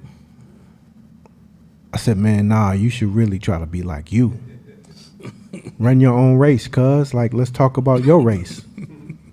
Let's talk about your race. So where you going? So we work out. We're going to work out. So we work out together. So it was a takeover. That's when I was like, oh, man, you know what? I'm not even going to judge this dude no more. I'm not going, because I could just see it. I could see the ego take over for self-preservation. I saw it take over his whole body. He couldn't even, everything out his mouth was posturing, doing this, big things, big things, big things. And I could tell it was it was involuntary, because that's how strong the ego is. So this isn't an easy task of bypassing the ego. But you have to understand, like you said, if you want to defeat a Hitler, you got to understand the Hitler. If you want to defeat anything, you got to understand the makeup, the breakdown of it, the intricacies of it, in order to see where you can infiltrate in or crack it. Same with the ego. You got to understand the concept of it before you can even start maneuvering it, fixing it, destroying it, dismantling it. First, you got to know it's not intelligent at all. It's running on like a 3rd or 4th grade algorithm. And the rest is reinforcement. So when you say, he disrespected me, that's on 4th grade algorithm. She disrespect. Who you think you talking to? That's a 4th grade algorithm. You should just do this on general, that's 4th grade. Higher level or higher dimensions of thinking and consciousness, bypass that shit. Oh, I feel that feeling. Thank you. But what's the best move? What's the best option in this category? What's the best move? And 9 times out of 10, it's a move that's different from what your ego is telling you to do. Ego goes deep into your feelings. Man, I just felt this person made me feel sick to my stomach because they said this thing to me. What would they say? And when you break it down, it's such a small thing. Man, come on, man. That's ego. Ego will hype you up. Ego will let you. You gonna let him talk to you like that? You really gonna let him talk? You think I want to live with a person who just let people talk to them that kind of way? What's wrong with you? Don't be no punk. Don't let nobody bully you like that. You better tell the truth. Tell the truth. Hold on, I just gotta say something. I gotta say something. I'm sorry. I just gotta say it. That's ego. That's ego. So that's why the book is called Ego is an Enemy. Not that, because ego is not your enemy. The fact that we are all here, ego has helped us get here. Because ego can also be your hype person when you're down. Ego can be your hype person when you're depressed. Ego can pull you out of situations that you may have thought was impossible. So ego can also be a helper for you, but you gotta know what it's built from. It's on the 3rd or 4th grade algorithm. So if you're a grown ass person, you might need yeah, that's right, I can do it. You might need that sometime. Man, stand up, put your chest out. You could do this. Don't worry about, man, fuck them. Like, you got this. Sometimes you might need that. Yeah, that's right, I got this. But it's still a 4th grade person. So I'm gonna listen to you today because I need that. But when you're emotionally triggered, you gotta stop as an entrepreneur. You gotta stop. Because emotional violence, it's like the dope game. Violence is bad for business, right? in the dope, violence is bad for business. It's too messy, too many people involved, and can't nobody make no money. In entrepreneurship, emotional violence is bad for business. Losing your cool, getting emotional, bad for business. If I can't trust you keep your cool, how can I trust you with a product? I trust you with my money. Emotional violence, bad for business. So ego, you have to, this is the entrepreneur class. We don't have the luxury of popping off. We don't. We ain't got the luxury. We can pop off in the privacy of somewhere or to our partners, get that stink, but we don't got the luxury to pop off. We have to contain and diffuse, because all that is ego. That shit was poetic. That was shit. You know what was so tight about that? I don't think I've ever heard anybody, and this is the first time I've ever heard it, someone give such a great macro analysis of ego.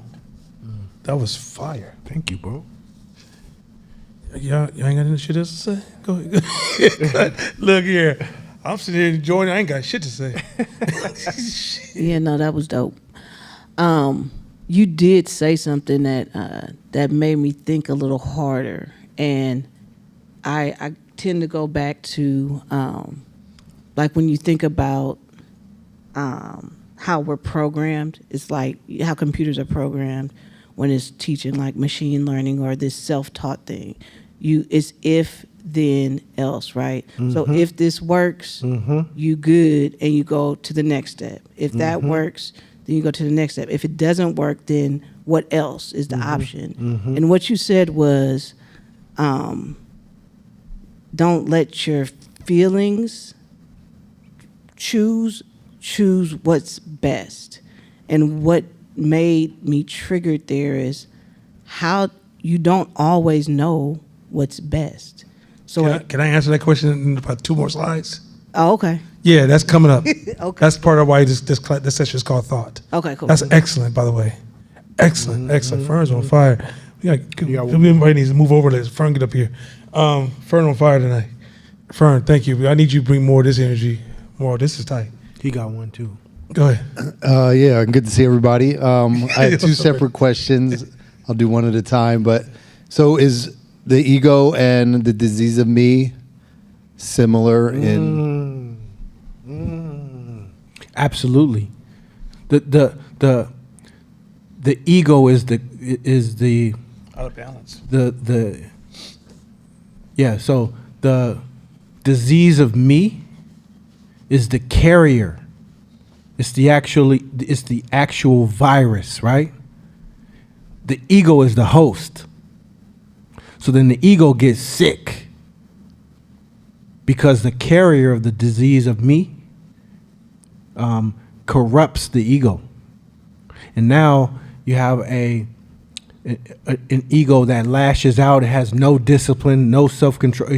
The ego then becomes the byproduct of the disease of me. And then I am wondering if you have any strategies for us or different people to bring that concept back to their team and their staff, knowing there might be some sensitivities around the egos and the disease of me. Are there any strategies to kind of broach that subject and concept with your staff? First thing I do, we all reading this book together. We all reading this book together. Because I can't speak the language, and that book is written better than I can articulate it. So it's better that we all read it and then we talk about it after. That's thing number one. Because I remove myself from the equation of like, let me teach y'all about ego as an enemy. You know what I'm saying? It's, let's all read this book together. What do you think? And people, first time staff, it was like 2018, we all had to read the book. First staff meeting after the book, everybody sit in the office and sat like this.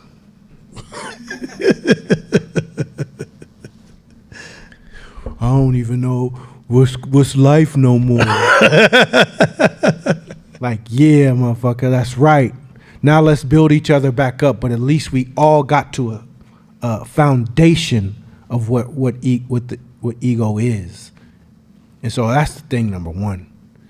I'm going to answer it more in the upcoming slides.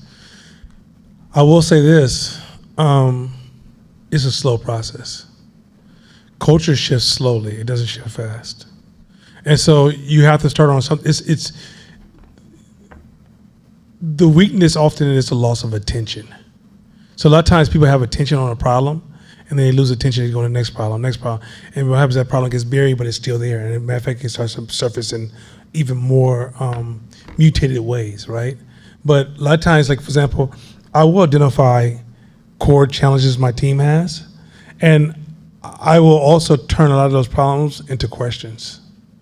So a lot of times, the way I'm able to weaken some of the rigidity of people around me is by posing these questions that, whether they're answerable or not answerable, allow different conversations to surface, which then allows us to be able to slowly shift.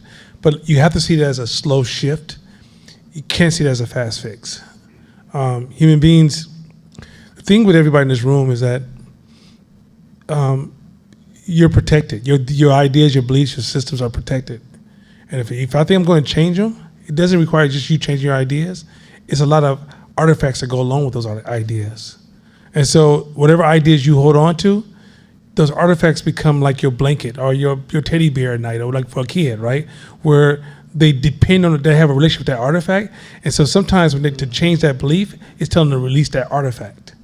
And that's a lot for a lot of human beings to go through.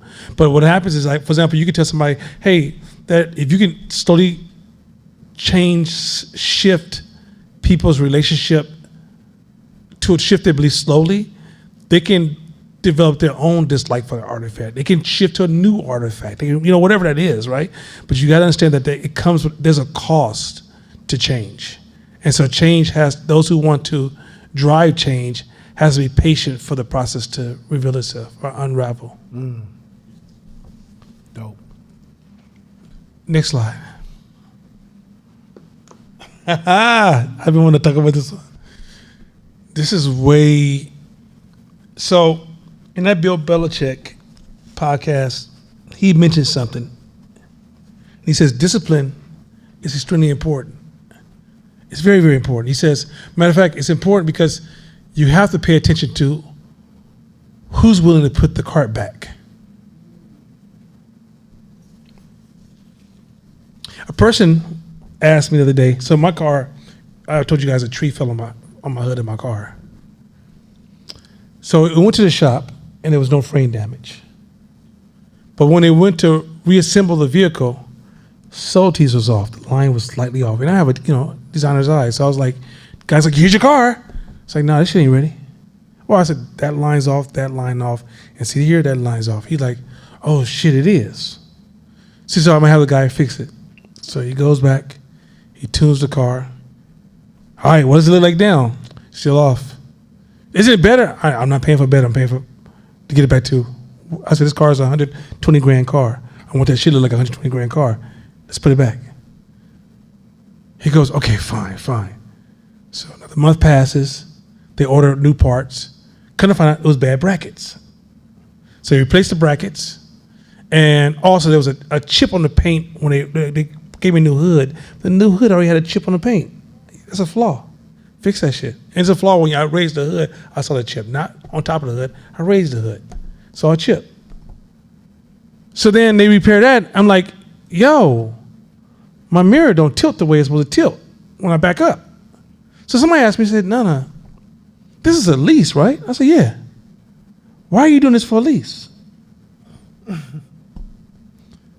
Ask yourself, what world do you want to live in? Do you want to live in a world where nobody puts their cart back? Do you want to live in a world where you buy a used car and the person before you fucked it over and hit it? What world do you want to live in? Do you want to live in a world where people pick up their trash, even if it's not their trash? But let me even go another step further. This is not just a philosophical conversation. I remember I talked about this last year. I was like, yo, I stop at all stop signs because I'm communicating to somebody. And I don't believe in that. I don't believe in running stop signs. I want a world, if a world is full of chaos, it's hard as fuck to keep anything growing in a world of disorder. You need order for growth. You need order for growth. If that's the case, then open your doors when you feel like it. No matter if you ever seen a business, every time you drive by, the doors always closed, but they have the perfect times that they're open and closed, but they ain't never open and close those times.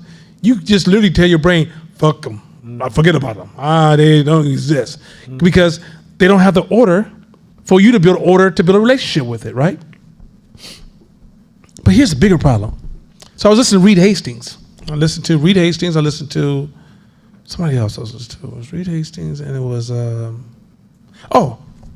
Harvey Firestone. Same conversation. And Reed Hastings was head of Netflix.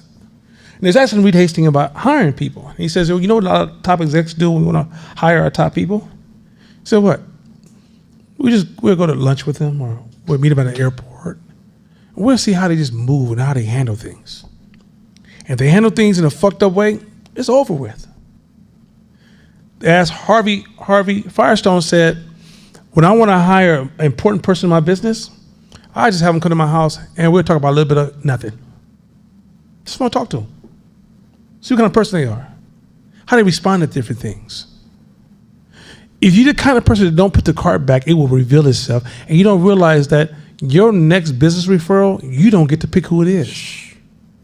So when you move, are you putting the carts back? Are you picking stuff up? Are you organizing? How do you move as an entrepreneur? If another entrepreneur, another potential referral is looking at you, they're watching when you run that stop sign, when you just push the cart and forget about it, when you step over the trash like that ain't my shit. And then you turn around like, hey, I want to do a $100,000 contract with you. I want to do $1 million contract with you. I saw you, dog. I'm not fucking with you. We don't realize, like, we have developed in the hip hop culture, black hip hop culture. I can't speak, maybe it might be in Latinos, might be in poor whites, might be in, but I don't know about you, but I don't know if you guys been paying attention to our culture. I don't give a fuck if it ain't. It's a disease of me mixed with I ain't putting the cart back. It ain't my fucking business. That's your business. I ain't worried about that. That's what I do with me. That's what you call poverty in the fucking making. You're not suffering because you're in a situation where the world just don't fuck with you. You're moving in a rhythm that's signaling to the world, don't fuck with me. I know people right now who've been unemployed for a long time. You know why? Because something in their life has signaled to the world, I'm not that person to refer to. I'm not the person to go to your supervisor and say, hey, put your reputation online for me. Do you put the cart back? Do you, when I go to the tracks and run, I go to Merritt College sometimes, I go to Castro Valley tracks. When I see trash, I'm running, put the trash up, throw it in the garbage can. I'm walking, my first walk, I'm just picking up trash and putting it where it's supposed to be. Why? Because in a sense, that's who I am. But when I move like that, you never know who's watching. But also ask yourself, what world do you want to live in? How many of you guys have been to pristine neighborhoods? You're like, oh my God, this neighborhood. Look at this mall, this store, this neighborhood. You're like, look how nice it is. Because they put the cart back. Some of y'all live in apartments, y'all won't put the cart back. Or want to live in them neighborhoods that they put the cart back, but you don't want to. You don't want to do it. And then you wonder why when something happens to you and people evict you, people are down there going like this, I'm going to miss you. Bye. See you later. I told my goddaughter today, I said, my goddaughter was talking to me, and there was a picture of her, because I have this picture frame on the wall, right, by Samsung. So a picture come of her, and she doesn't like, she's like, oh, I hate that picture. And I said, do you know how much I love you? I said, do you really understand how deeply I love you? And she looked at me and I said, nah, get the fuck away from me. I got things to do. I just started cracking up like, wow, that was hella funny. I think I fell off my chair in tears. But the point is this. The reality is that learn to create the word. Okay, let me go on one more layer. This is my last layer. Then, Court, whatever. Take it. Take the concept. Where are you going to take the concept? Do you realize some of y'all are a contradiction to your employees? Your employees are so fucking confused. Nobody follows rules for the sake of rules. Just nobody does. Nobody follows rules for. Matter of fact, entrepreneurs and a lot of people pride ourselves on breaking certain rules. Imagine working for somebody who says, "I want this," but when they move like that. Do you know what that means? When you're in a room, they will follow your rules, and when you leave the room, fuck your rules because they don't respect you. Do you put the cart back? Do you move with the way that says, I believe in order, so if you see me, I'm going to have structure. And I make that call when nobody's looking. Nobody's asking me. No one would ever know that I go back and forth with this car, with this repair shop to get it to the absolute perfection for a lease car. Because I'm going to get another one in 3 years. No one's going to fucking know that. But I'm projecting to the world, this is how I move. This is what I expect. So anybody who decides they even want to approach me already knows this is your brand. But some of y'all have hip hop broken ass brands because, like, let's be honest, hip hop is not preaching the highest part of our culture. It's preaching I don't give a fuck culture, right? A lot of us have the hip hop broken brand, but yet want to be held to the higher classy standards. If you want the benefits of a higher classy standards, then learn to exist in that space. It doesn't mean that you don't say the word shit, goddamn, and fuck sometimes. Don't mean that you don't have crazy sex. Just don't go like Puff Daddy style. But that doesn't mean that you don't do all that. And if you do go Puff Daddy style, just don't do any crazy stuff. But what is this? My argument is this: is that class is a certain way of being. How even my son who went off the train rails is trying to get back on the rails. He's winning awards at his job, which is crazy. This is a kid who's like, I didn't give a fuck about nothing. Wrote me this long Father's Day note. And I'm upholding these values all the time, but I'm not thinking I'm just, as a father, this is how I get down. These are standards. And to see him repeat back to me, you put the cart back. You hold these certain standards. He said to me, I think I've announced my son is gay. My son, one day I told my son, I said, you can be what the fuck you want to be. You're still a man. You still have to deal with man type responsibilities. Your sister, that's your job to protect her. Your mother, this is your responsibilities. I don't give a fuck what your sexual desires are. That ain't got shit to do with nothing besides these are your responsibilities. He put that to notice that, thank you for doing that for me. Right? Do you put the fucking cart back? Or are you just performing for people and just looking for highlight opportunities? Do you put the cart back? And I promise you it sounds simple, but in this current culture, motherfuckers, have you ever been in the hood stores? Ain't no carts going back. Them workers are tired as fuck. They getting carts all nonstop. Like, I think about this. What if I hit somebody else's car? But if you have, now watch this.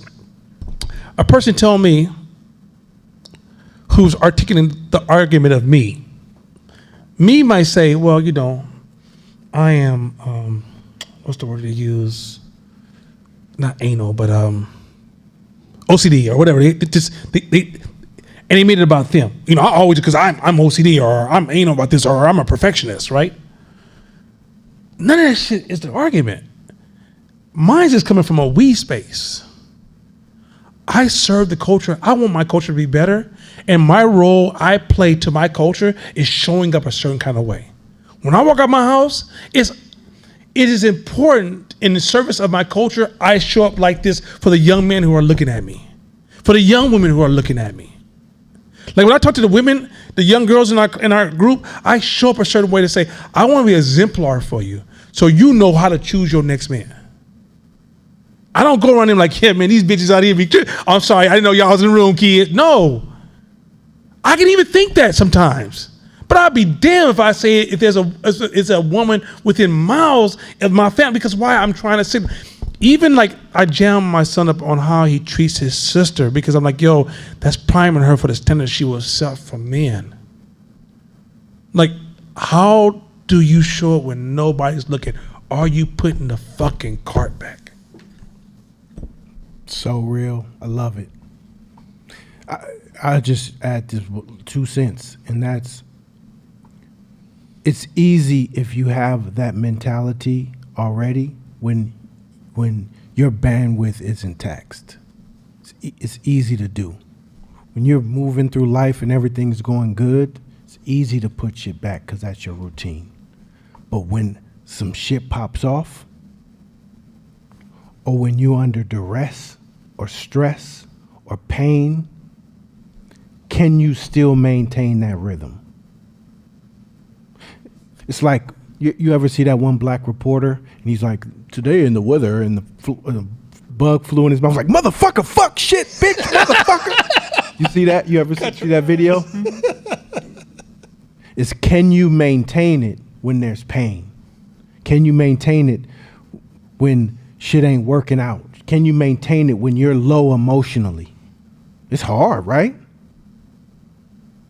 Like that. This because you never know. You don't have the eyes to see who's watching you all the time. And some people are watching you in those moments. They don't even give a fuck about watching you when times is good.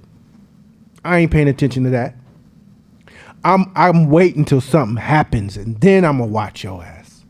Because truth can be told so well. Like maybe 12, 13 years ago, I was dating this girl, getting to know each other, and she was the sweetest. I used to always like, man, you so sweet. So sweet. Man, you so sweet. And one day we was talking, and she was driving. And she, motherfucker, man, fuck you. Let's get the fuck out the way. Oh, shit. Okay. That's in there. And she's like, no, hi. Yeah, back to what I was saying. Like, don't back to what I was saying. That's in you. That came out. And then I'd notice it come out other times. You only put the car back when I'm watching, but now you don't know how to put it back when I'm not, or when you triggered, or when you... That's where emotional agility comes in, and ego is the enemy, and how can I serve you? All that ties into this. Because I'm not going to do it for me. When we at the gym, I do not feel like putting fucking weights back. Fuck that. Yep. I'm tired. I just did this on my last set. Think I want to get up and put the weights back? I know everybody watching me. And half the gym know who I am. Shit. Fucking all right. That's why that's important. Any questions on that one before we go to the next one? We gonna go online? Checking. Nope, just agreeing. Facts from Okay. Ty. Next slide. Go ahead. I guess, are we doing it for us as terms of being better people, or are we doing it for other people and what they're looking at? So let me make it. Let's look at the culture as a social science type of examination. If you become the leader of, and to the point you influence a lot of different people, and you don't put shit back, do you want that culture? Right? You got to think about, what do we want? We gotta manifest what we want, and we start with ourselves. I would hate to go to a gym where weights are everywhere. And that's how. Matter of fact, 24 has become. Oh God, I promise you. I was talking to somebody the other day. I was like, yo, if I could find some way to figure out to create another gym idea, I promise you, I'm so ready to create a competitive 24-hour fitness, because it's just, order is just dying, from the bathrooms to the weights to the motherfuckers sitting on a machine for 45 minutes reading their phone. I got 12 more sets. Fuck you talking about? This gym is 24 hours for all of us, not yours. I went up to these two Latino dudes. I don't know. I was just on one. I was like, dude, you know you don't own this motherfucker, right? And dude tell me, just because you're bigger than me, you don't talk to me like that. I said, hold on, man. Now you don't take it somewhere else. I'm just trying to bring your attention. Somebody wants like, dude, you kind of fuck down. Ain't nobody trying to fight you for no goddamn machine, right? But it was one of those things where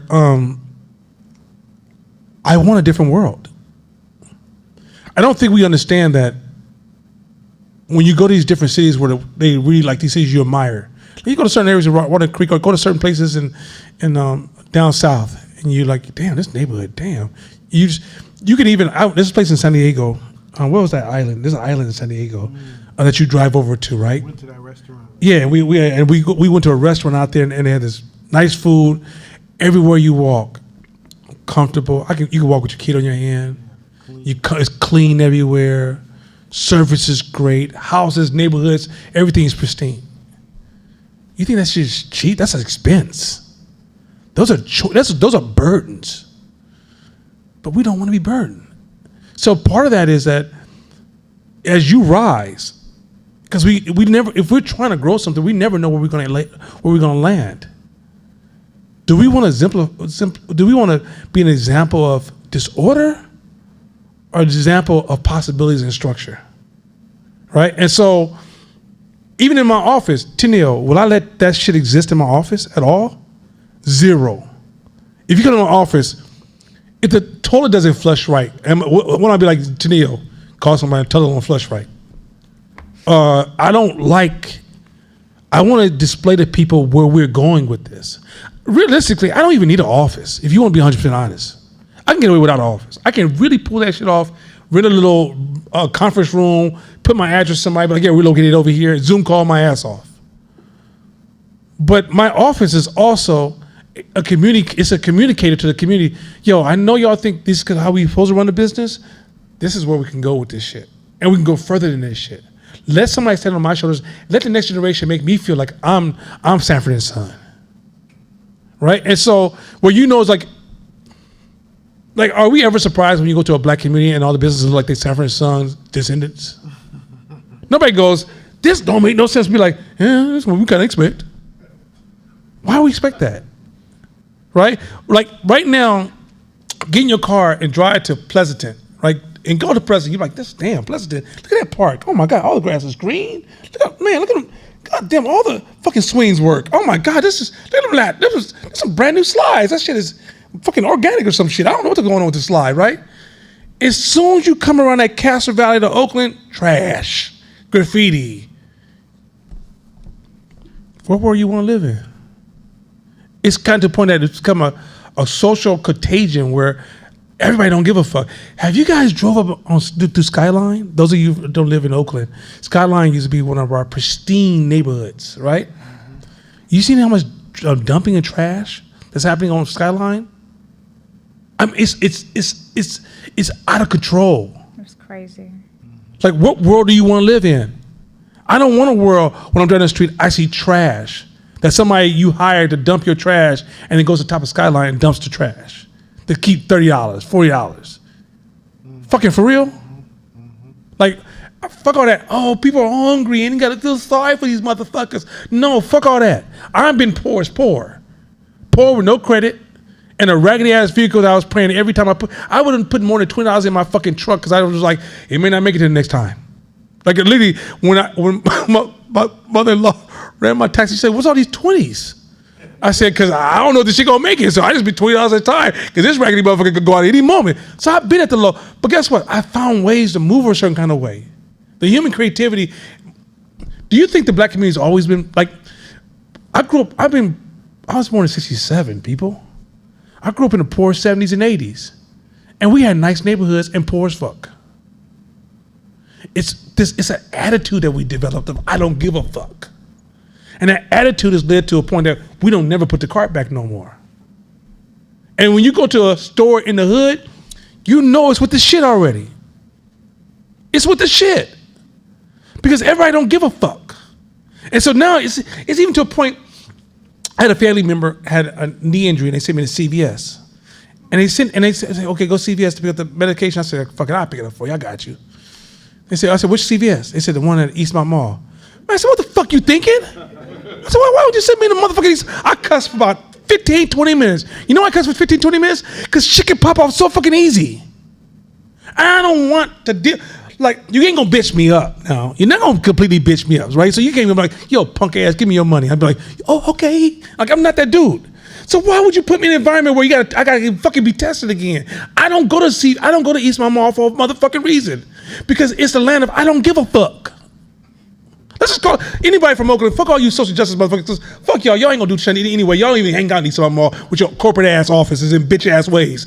Real motherfuckers know, go to Eastmont Mall, that's the land of I don't give a fuck.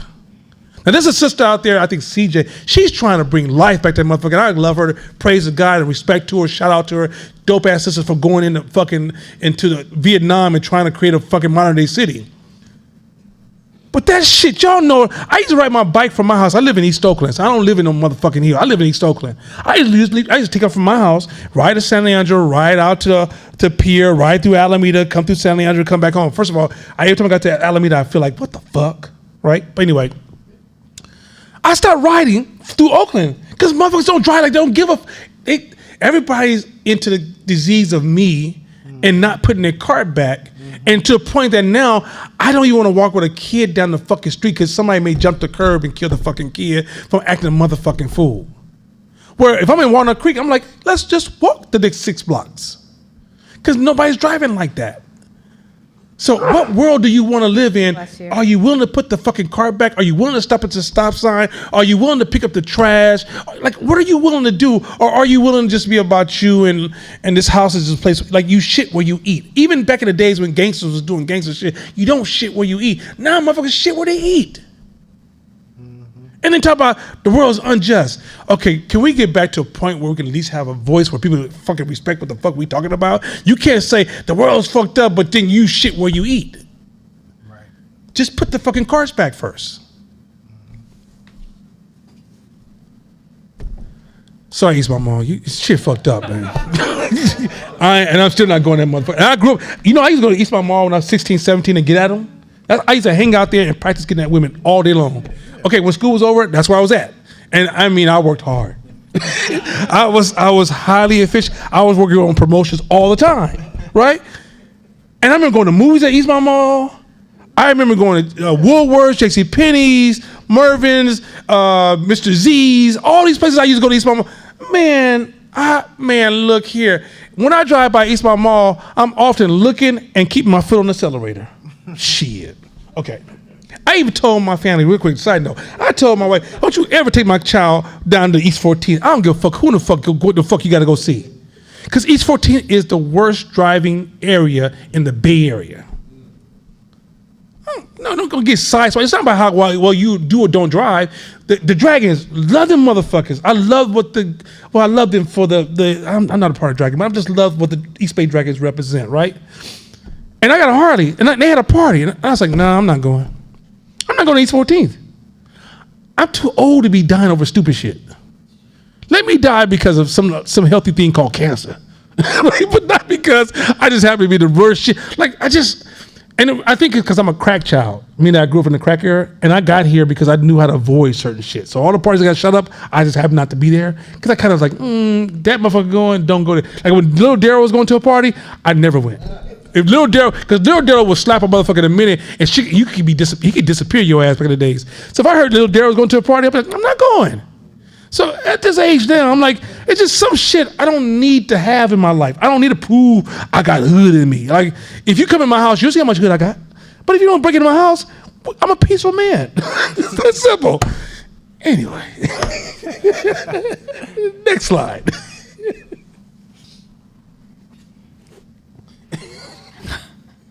How can so serve you? I don't know. I don't know what happened. Maybe that's why I wrote you and say, is that really what you wanted to say? Oh, I didn't. How get can it. I serve you? I thought that was a typo on your. Yeah, that was like, is that what you want to say? It's how can I serve? I serve you. Oh, okay. He texted me, and I saw the word "so serve you." I was like, oh, maybe. is this really what you want me to say? Oh, then Okay, how can I serve you? Yeah. Those of you at home with your English correcting ass, is how can I serve you? It was a distortion of, anyway. Go. I text him the wrong word. It's how can I serve you? Y'all know what it is. Meaning, y'all know where we about to go. Like, we're not getting off of this. How can I serve you? You come here and you invest this time, you have to adopt this philosophy. And I'm not. And you know what's funny?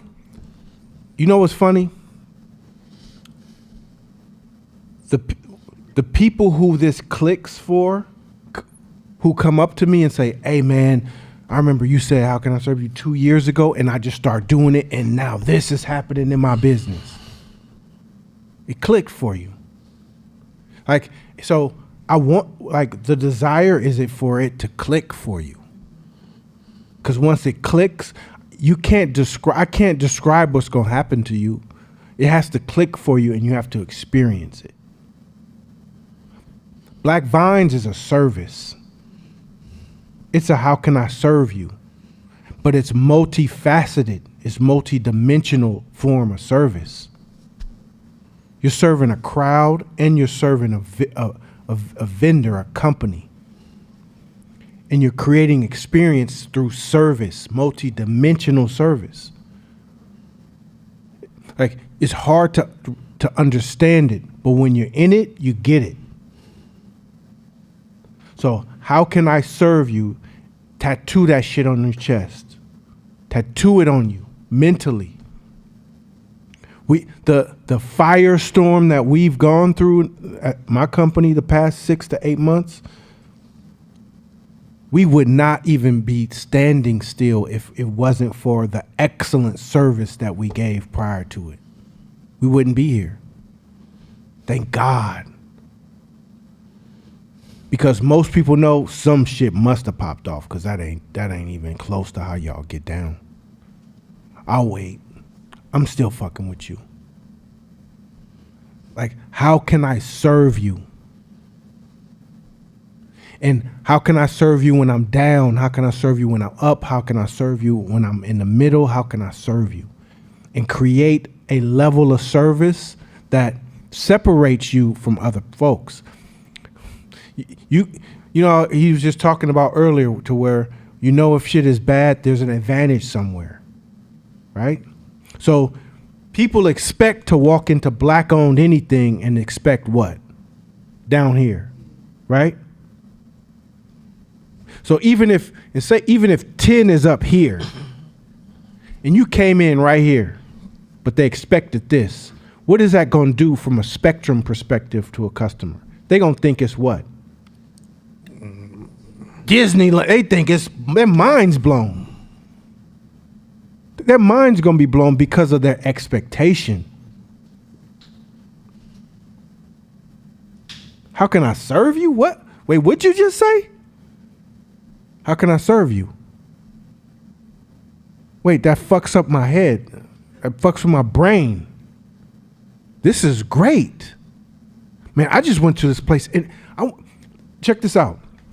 I just went to a black-owned restaurant and they had, wait for it, excellent customer service. Word? For real? Where was this? Man, everything was pristine.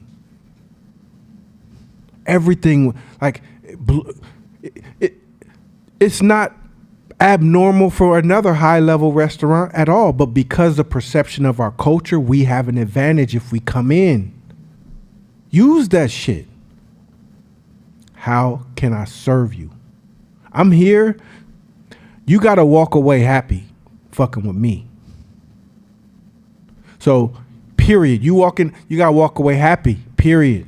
Now, how does that translate in other aspects of your life? If that's how you move, then if that's your rhythm, then that's going to spill out in your relationships. It's going to spill out in all aspects of your life. That has a spillover effect.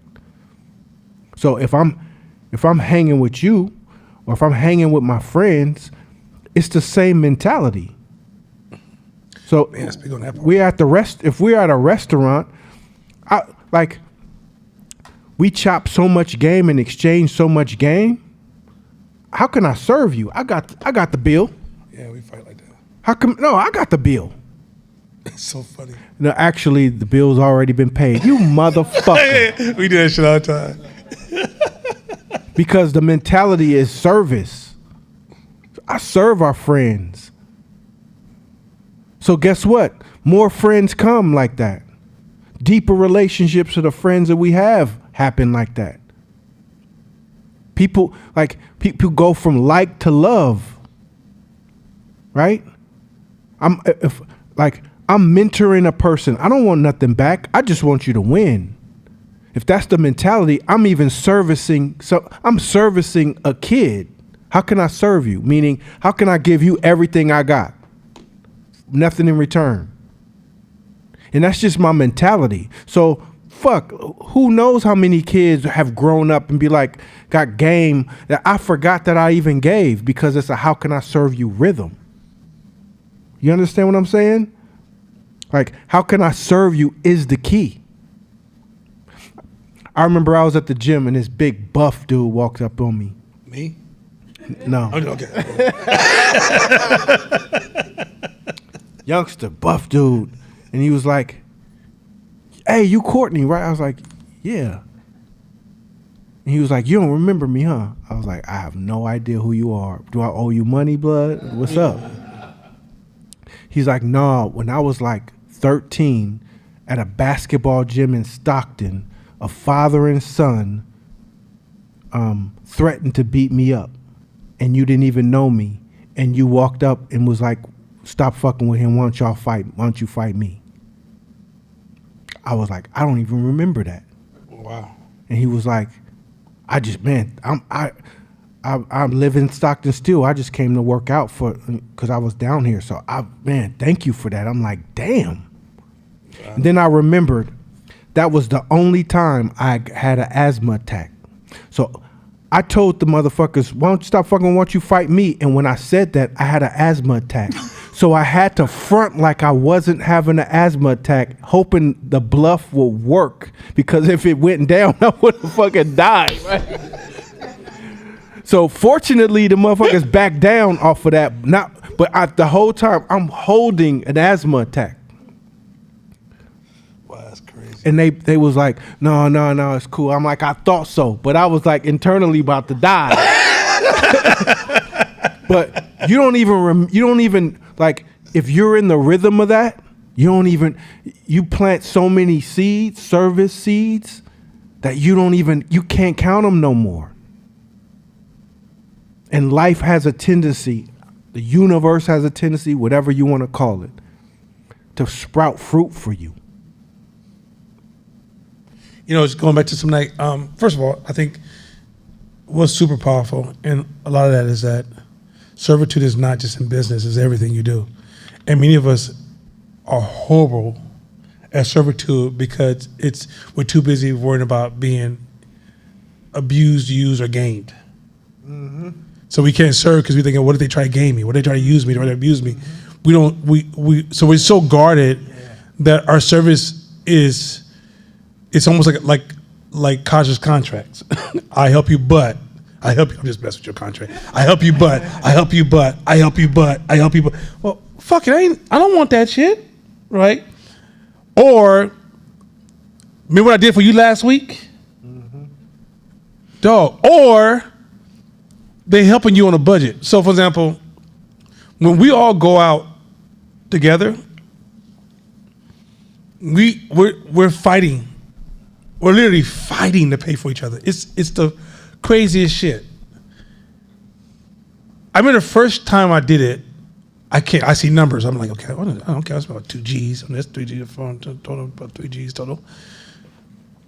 And then the next year I realized that was the best 3 G's I've ever spent because it came back to me tenfold. When you serve, it's this hidden law of reciprocity that's giving to you. Also, when you serve, you're creating generosity towards you. But when you don't serve, you're creating you're putting yourself in a chess game with everybody around you, and everybody's trying to checkmate you. Like literally. But when you serve, it's a different game you're playing. So some of you guys walk through life playing chess. I protect myself, make a move here, win this one, defend myself here. Serve is okay. You identify where your boundaries are, right? So I'm speaking kind of more or less to the women. I don't think I think about that as much. Well, yeah, you do as men, because sometimes it's like a hustler comes in and you try to serve them, and they're gonna try to get everything they can get, right? There's rules for that, like which is design systems that can't be gamified. But even if one person comes in and tries to gamify the system, I won't let the next customer suffer from that one person, because the service is me giving to the public. It's not being generated by me being rewarded from the public, right? Because many of us are looking at, we already trying to own the reciprocity by making sure we get something back in return, Whether it's people acknowledging us. See, I'm a giver. Huh, you see me, I'm giving all the time. Fuck you doing? Do you know how to serve? Okay, I'll tell you how cold this game is.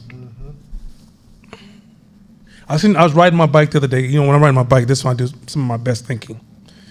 You know, I don't know when I don't think, but I think my biking just unlocks things.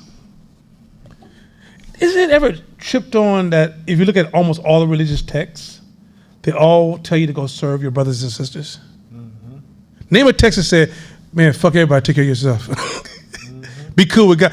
Matter of fact, have you noticed that today we almost pray with the disease of me? God, this is what I need. God, God, you know me. Come on, God, talk to me. I need this. When they asked Jesus, they said, Jesus, how do I serve God? What's up with this God thing? How do I serve it?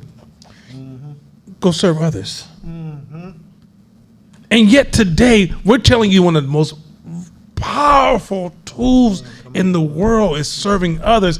And in the black hip hop culture, we demonize the framing of servitude.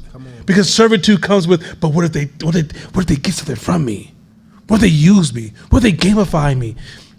There's a thing in business is called, if you build a new strategy, there's no strategy you can build that cannot be gamified. It's just how much loss tolerance can you design in the system. If you open up a store, you gotta know somebody's gonna steal from you. That's part of your planning. So when you start to serve, there's gonna be somebody that's gonna be disrespectful, somebody's gonna be abusive with it. Well, she says, you give me that, can I have this? Right? That's part of servitude. But does that trigger in your brain? See, this is why I don't fuck with people. I'm gonna touch on it just a little bit. I'm just gonna open the door, crack it open, because I'm not qualified to talk about relationships, but I'm just gonna crack it open a little bit. I see a lot of people talk about their list. Here's a list of things that I want in a person. This is the list that they have to have. They have to have this, have to have that, have to do this, have to be this, have to be that, have to be. List. Is your list just as long of the things you're going to do to serve? Ooh, turn my mic off. Where your list at? Where's your list of how you're going to serve that person? If you don't got a list, but you got a list for the other person, that's a disease of you. Relationships come with service. There's a value exchange. How can I serve? So remember he taught givers, takers, matchers. People want all kind of shit, but they're not willing to exchange any value for it. What we're teaching applies to all those things. If you move with a how can I serve you energy in all those pillars of life, it'll blow your mind how life and people respond to you. So do not ever write no list about what you motherfucking want without having a list of what you gonna do. And that list better be equally or longer than the list you want. Shut up now. Damn. Thanks for turning my mic off. Message. Next slide. Because if I get to this one, this class will be empty by 2 minutes. Go ahead. Go ahead. Next one. Posturing. Oh, posturing. Does everyone know what posturing is? New folks, posturing. Again, posturing's connected to ego. You see how all this stuff is connected? Posturing connected to ego, which is connected to the disease of me. Posturing says, I am going to fake this shit. I'm going to fake it. I'm going to fake it.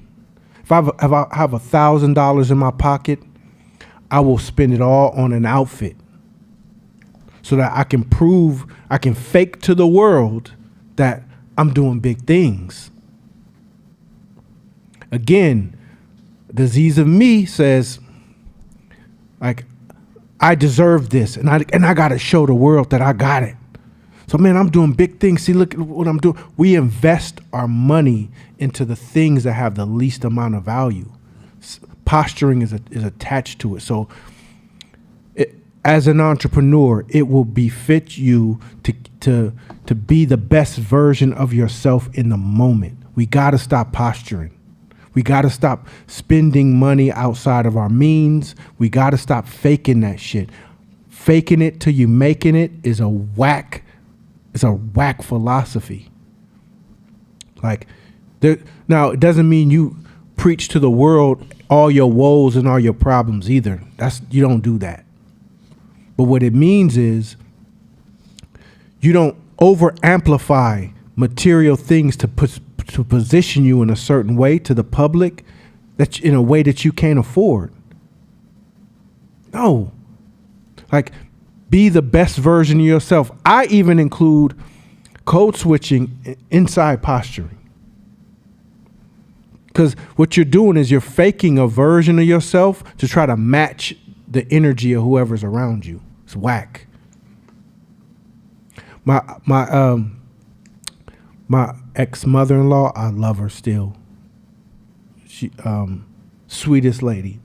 But what she would do is, whenever we be around any culture, she speak English to them in the accent of the culture she was around.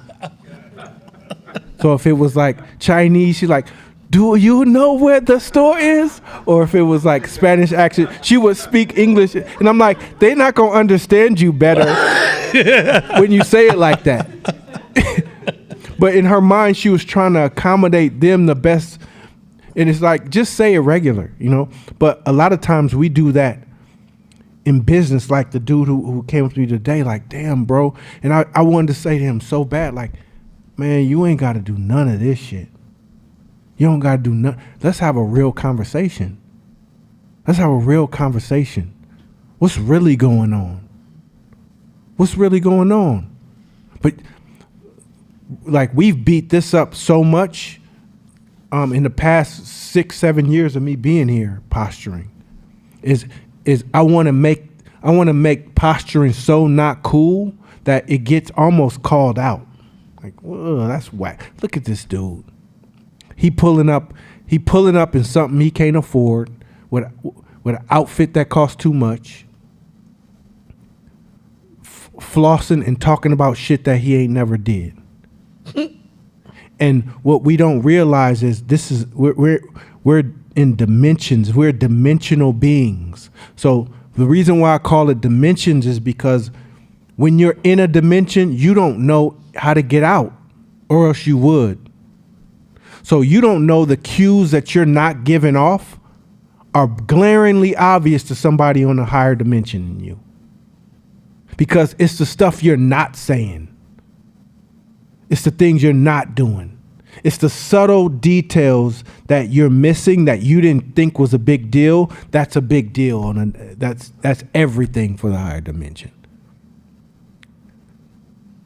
So you're giving off cues in your speech, in your conversation. You can say 60% of all the right shit, but the other 40, it's like, oh, fuck this dude. And you lose credibility.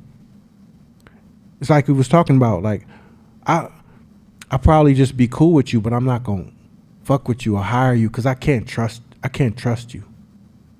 I can't trust you. So let's kill posturing if you haven't already. I'm gonna hit that. That's my closing statements. We about posturing. All right. Any questions before we go next slide? Go ahead, Josie.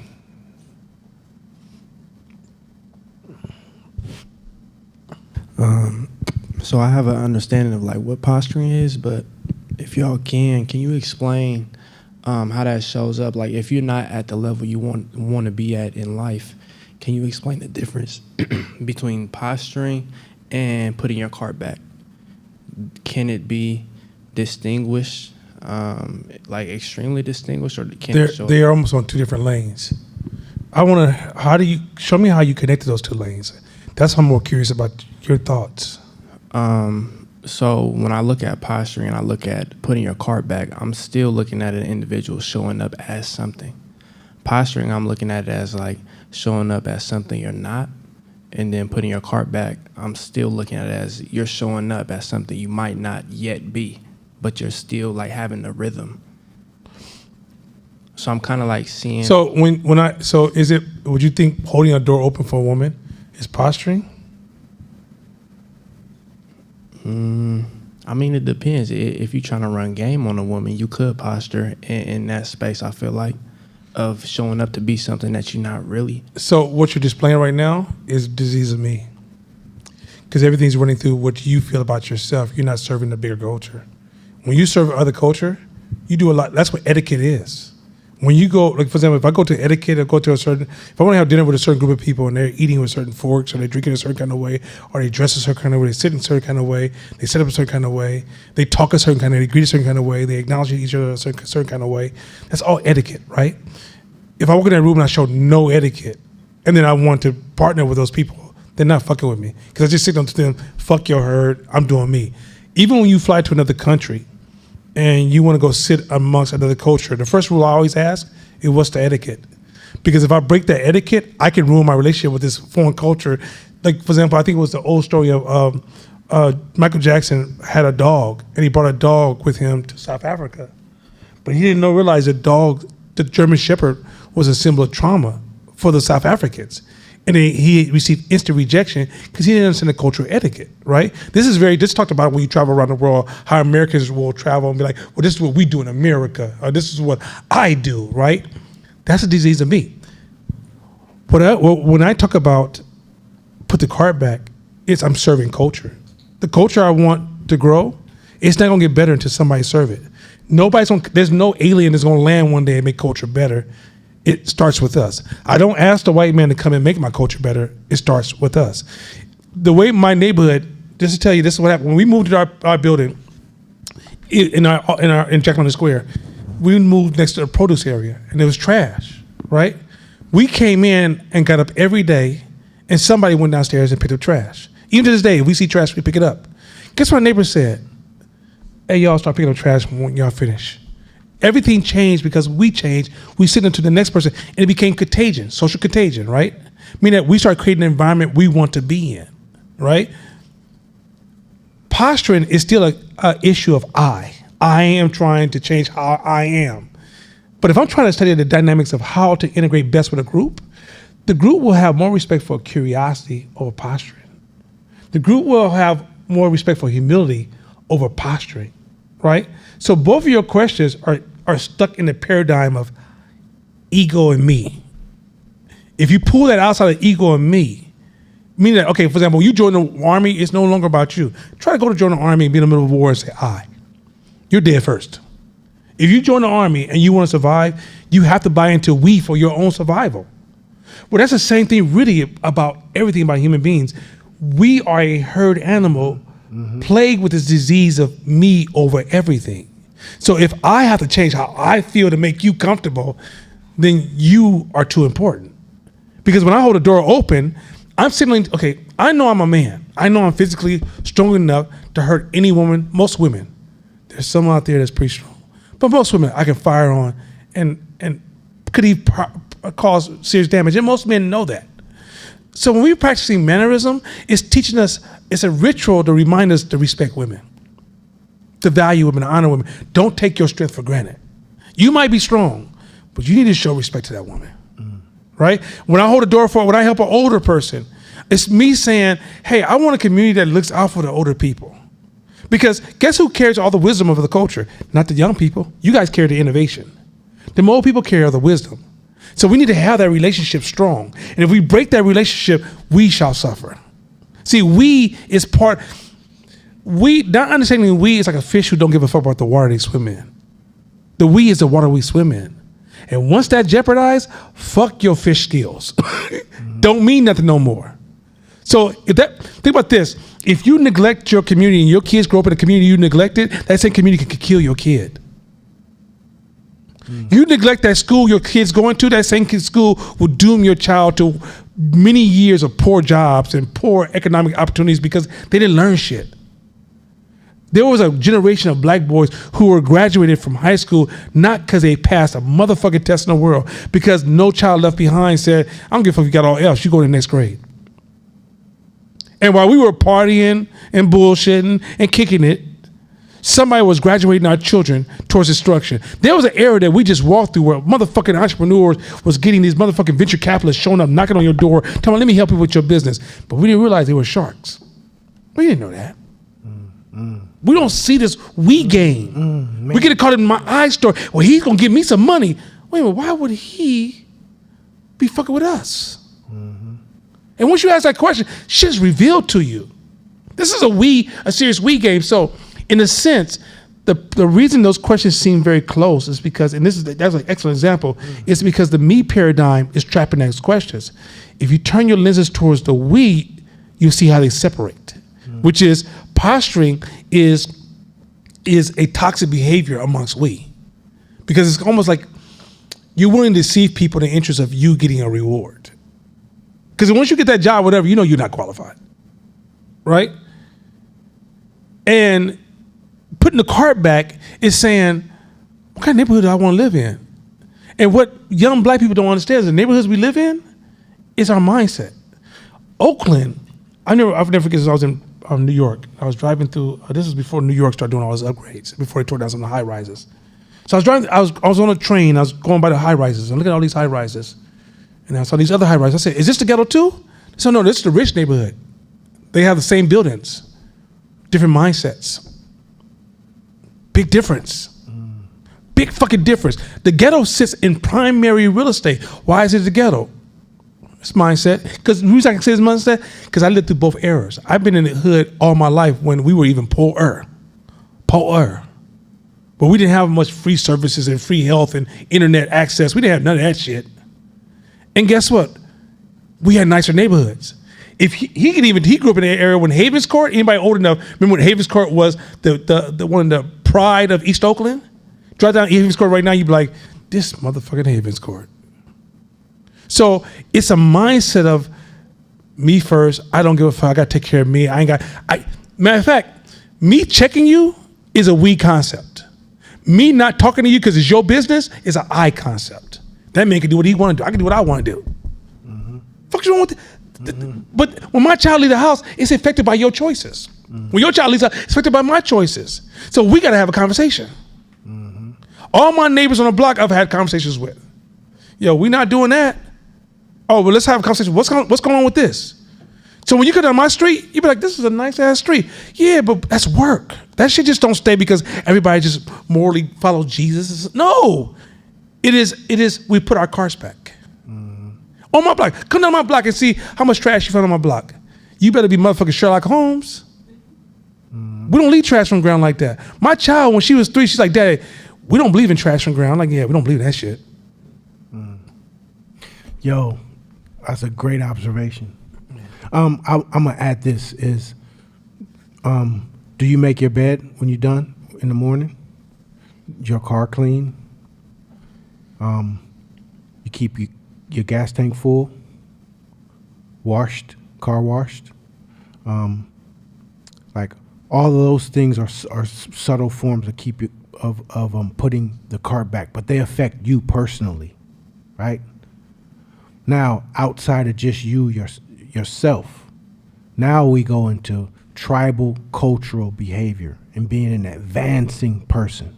So there's a concept of being an advancing man or advancing woman. And entrepreneurs, we have to think advancing mentality. So you have two people who live identical lives, but say one gets in his car, neighbors getting in their car, they look at the neighbor and be like, and get in their car and keep going. Person number 2 looks at the neighbor and say, hey, how you doing? Hey, have a great day today, okay? I hope you have a good day. Oh, you too, thank you. Cars go off. Same person. Car number 2, they see people on the side. Hey, how you doing? Waving. Maybe they both go to the gym.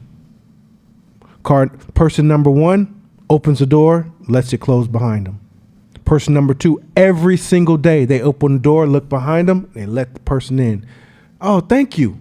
Hey, have a good workout. Person number 1, weights, don't rack them, move on to the next weight. Person number 2 puts their weights back, wipes off their shit. And and they repeat that type of behavior throughout the day, all day, every day, every week, every month, every year. So when person number 2 says, I'm thinking about starting a business, how you think the response is going to be? Because people don't buy your product, they buy you. They buy the fact that they like you and how you treated them. Person number 1, they not fucking with you because they sense the selfishness in every little detail of your behavior every day, every week, every month, every year. Because they're advancing. How can I serve you? Put my cart back. Putting the cart back is not for me. That's why I think that's such a perfect analogy. I got my groceries. They're in my car. So the cart back is not for me. It's for the next person. And why do I do it? I don't have to. Cameras around here. It's because in my neighborhood, in my culture, we look out for each other. We take care of each other in small ways. So if person number 2 said, I'm starting a business, he's implanted so many seeds unconsciously that people are going to gravitate to him, period, or her. Person number 1, you're going to feel like one man stranded on the island because they're not advancing. Advancing means everywhere I go, I leave it better. Every fucking where I go, I leave it better. I'm renting. Shakina used to tell me, Shakina's such an advancing person. She fucking rents an apartment and renovates it and shit and repaints. Because I don't give a fuck if I'm renting and I own it. I'm an advancing person. So when I leave, you gonna give me my deposit because it's way better than when you walked in. I left it way better than when I started. That's the type of human you want to be. And that has to click because you don't get rewards immediately. Like, open the door. I open the door for you. Say thank you. Shit. Like, you don't expect immediate reward. That's cumulative. That may come 2 years later. And somebody's just talking about you like, man, that person is super nice. That person's a good person. Well, I happen to work for the city of Oakland that's working on that person's deal. So I like the word click. That shit got to click for you.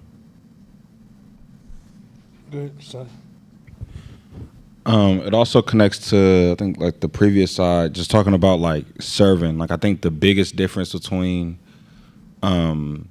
like posturing and putting the cart back is that it's like practicing little ways how you could serve all the time, and it's putting in your mindset like, okay, this is, even though it's like the smallest thing and they're never gonna see you actually doing it, it's still you like putting in your mind like, okay, like I'm serving, I'm doing my part, like little stuff like that, picking up trash, stuff like that. But like posturing is literally only doing things that only benefits you. Like, it doesn't benefit anyone else that you're posturing. So. By the way, Kaja, here's something that is lost in poverty. The difference between poverty and past is, speaking to Jordan, but kind of whispering to our previous conversation. You remember? Did you guys ever heard of rent parties? Do you guys ever heard about when culture used to share sugar and salt? Poverty survived by its connection and support of each other. It didn't survive by the hero I, me. It survived by a rich we.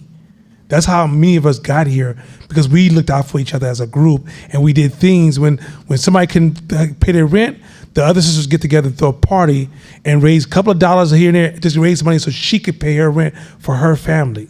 Like, that's a we mindset. The world we live in right now, when you fall, fuck you, you fail. And that's why a lot of motherfuckers be like, it's hard to go find somebody to stay with that's not even trying to rob, because everybody's doing to me. But the we culture, it was a foundation for poverty to keep us from falling between the cracks. So even when you poor, it has a different value, where the crack era made us think that oh, it's all about me and I got to survive. Because it's part of it's kind of fear too. Because at one point we were getting a little crazy with each other. Like, you said something to my kid, I'll kill you, right? But the reality is that the we variable is always affecting us, whether we want to see it or not. Because when you go to school, that's a we factor. Jesus is not running that school. It's we are running that school. And from the we effect, you're experiencing the we impact, right? Everything around you is a we factor. But because we're not plugging into it, we're not developing agency with the we. We're a victim to the we because we kind of see us as we think we're strong in our eye, we're being victimized by the we because the we is still controlling our outcomes. All right? Next slide. Okay. I'm gonna hit this one really quick because I want to get to the last slide. The myth of scaling. A lot of us have, this is one of the myths I think that is I think the biggest myth of growing a business. We think things just get better. So if you make more money, things are gonna get better. You grow the business, things are just gonna get better. Hire more employees, have more power, things are gonna get better. Drive a nice car, nice house, things are just gonna get better. That's a myth. Scaling is like, let's reframe scaling like this. You know how as you get better in a game, it gets harder and there's more booby traps? That's what scaling's like. As you grow, it gets harder and more complex and the stakes get higher.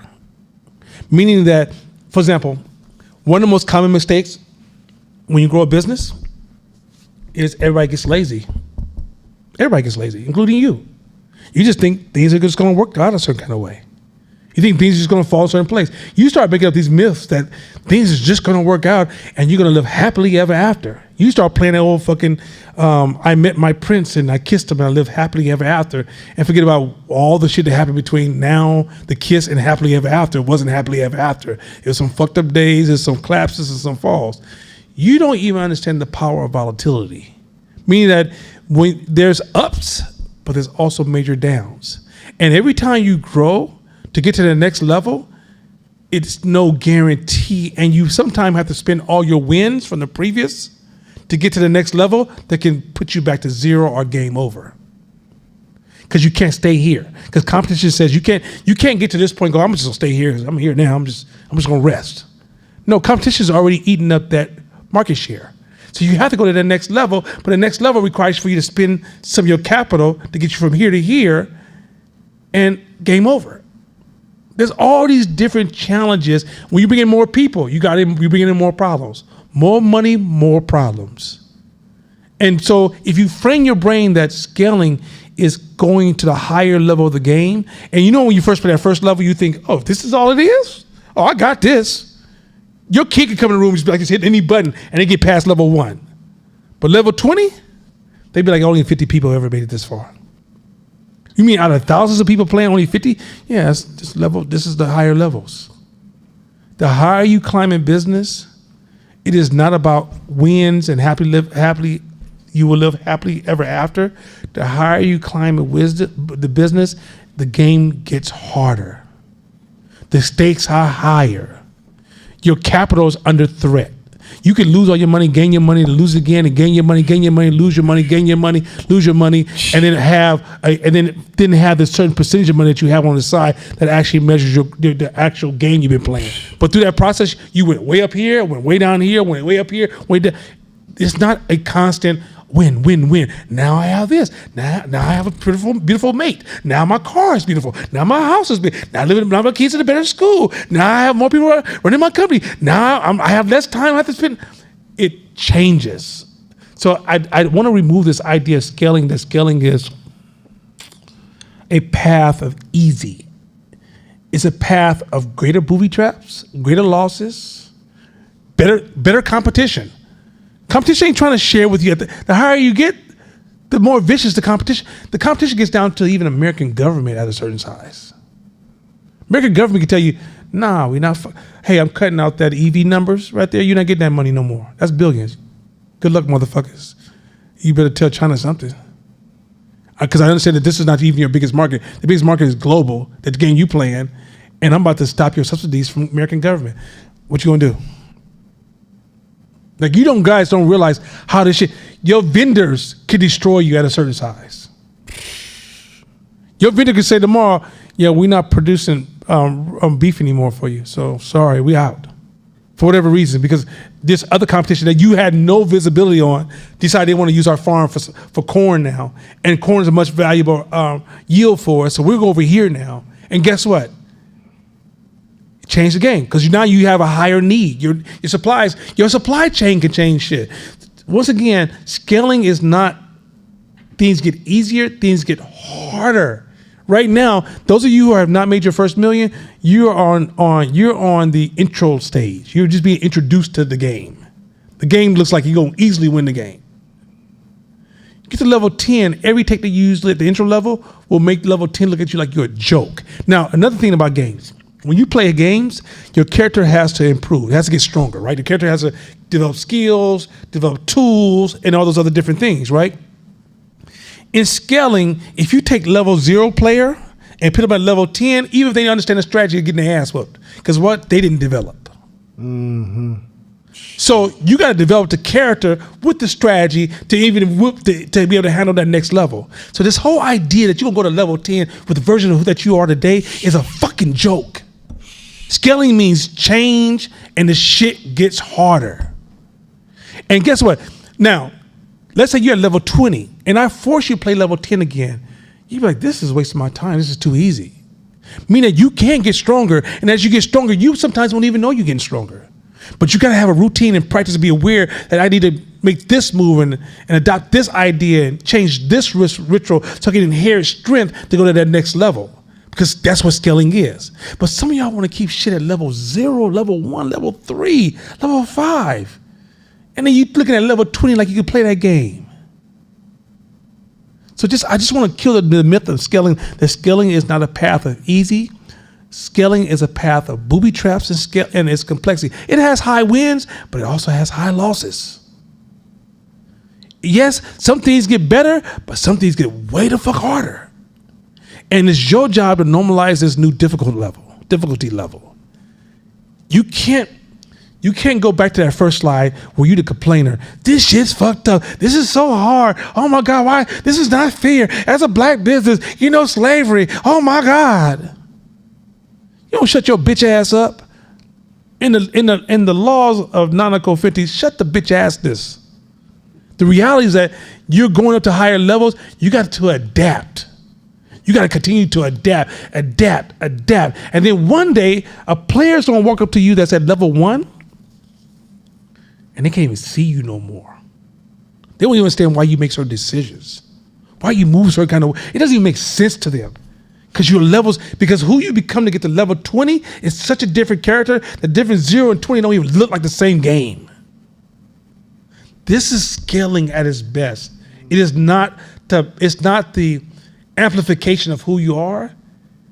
It's the challenging of the future you. You don't know who in the fuck that's going to be.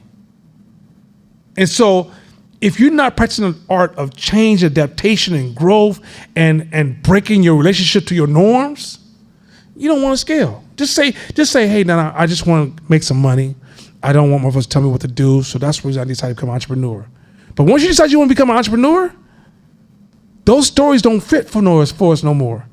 I am on a journey that I don't even know who the future version of me is going to be, because as I decide to hit that next level, that I got to go because competition said I can't stay here. I would love to stay here the rest of my life. But competition says if you stay here long enough, competition, which could be another company, AI, another company that uses my resources, fucking American government, people culture, human trends, fucking TV, or the fucking internet, anything can change. Something is saying you can't stay here. And you got to know that. These people who romanticize like, I'm here and this is my sacred space and I don't want to change anything. And this should always stay the way it is. And I don't want people coming into my world trying to change it. That's not what the game we playing. I remember driving down the street. I'm 57, about to be 58 this year. I remember driving down the street. I remember looking at I remember when this building was here, that building was here. And then the first thing I thought to myself, it was never meant to stay here. If you play in business, none of this shit is meant to stay the same. And if you're gonna play this game, you gotta be able to change with it. I don't get to say, well, back in my days, this is how we use a computer. No, how am I supposed to use AI today? That's what I need to learn. I'm going to have to become people I didn't even know existed. There's a version of me that I didn't know existed in human beings. I feel like sometimes I'm on this balloon by myself going, okay, God, don't let me let go of this balloon because I don't know where the fuck I'm at right now. like I know I'm different, and I know this shit's working, and I know I'm supposed to be here, and I know I gotta go to the next level next, but I don't have anybody around me to be like, yeah, this is what we doing. And so I had to find brothers who like, yo, just be cool, that's where you're supposed to be at. But there's times where you just don't, and there's people way above me. I'm like, how the fuck y'all get up there? That's the game you on. Uncertainties all the time. You don't walk a path of certainty. You don't make a perfect plan and everything works out the way you want it. You're not gonna always be happy. It'll be some days you be like, I'm scared as fuck, like a 4-year-old kid and their mama just left them by themselves. I'm scared as shit. But guess what? I believe where there's a will, there's a way. And I'm gonna hold on to that and figure this shit out. That's scaling. The other shit y'all talking about, that's make-believe growth. That shit don't exist out here.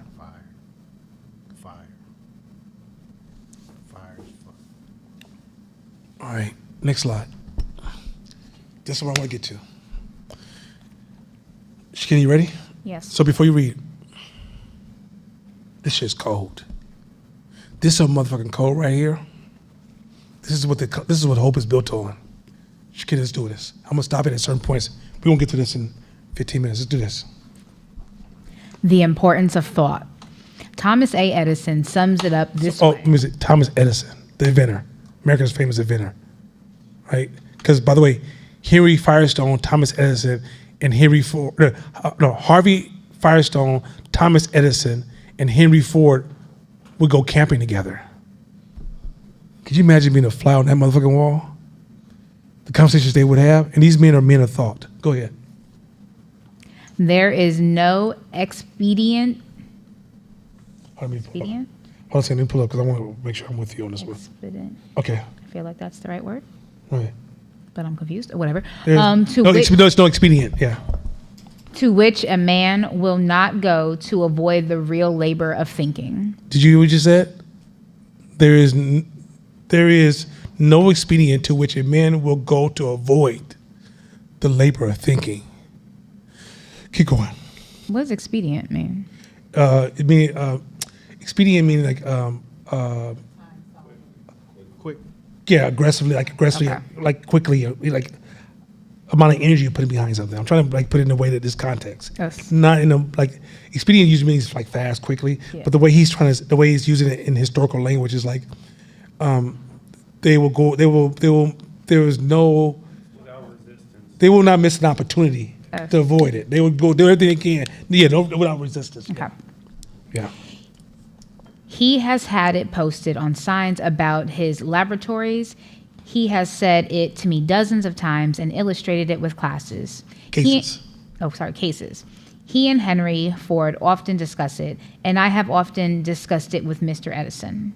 For the most difficult thing in business is first getting yourself to thinking and then getting others to thinking. So real quick, remember earlier he talked about, the question was, how do you get your employees to think? That shit is critical. A group of employees who don't think is, now you can have some employees who don't think, that's part of the game.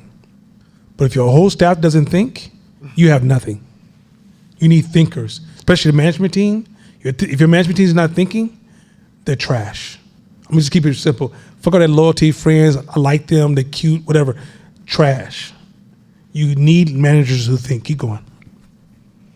I say this is difficult because in the natural course of business, an infinite number of details come up every day, and it is very easy indeed to keep so busy with these details that no time is left over for hard, quiet thought. So, hear this out.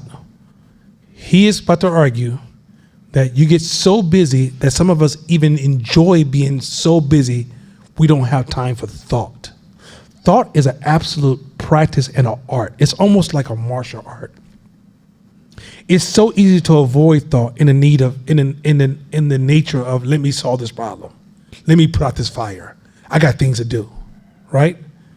But thought is so fucking easy to avoid. And most people who avoid it, they use this. I'm so busy. Keep going, because I'm gonna get this. I want to summarize. Because I'm trying to hold back. So I'm on fire. Keep going.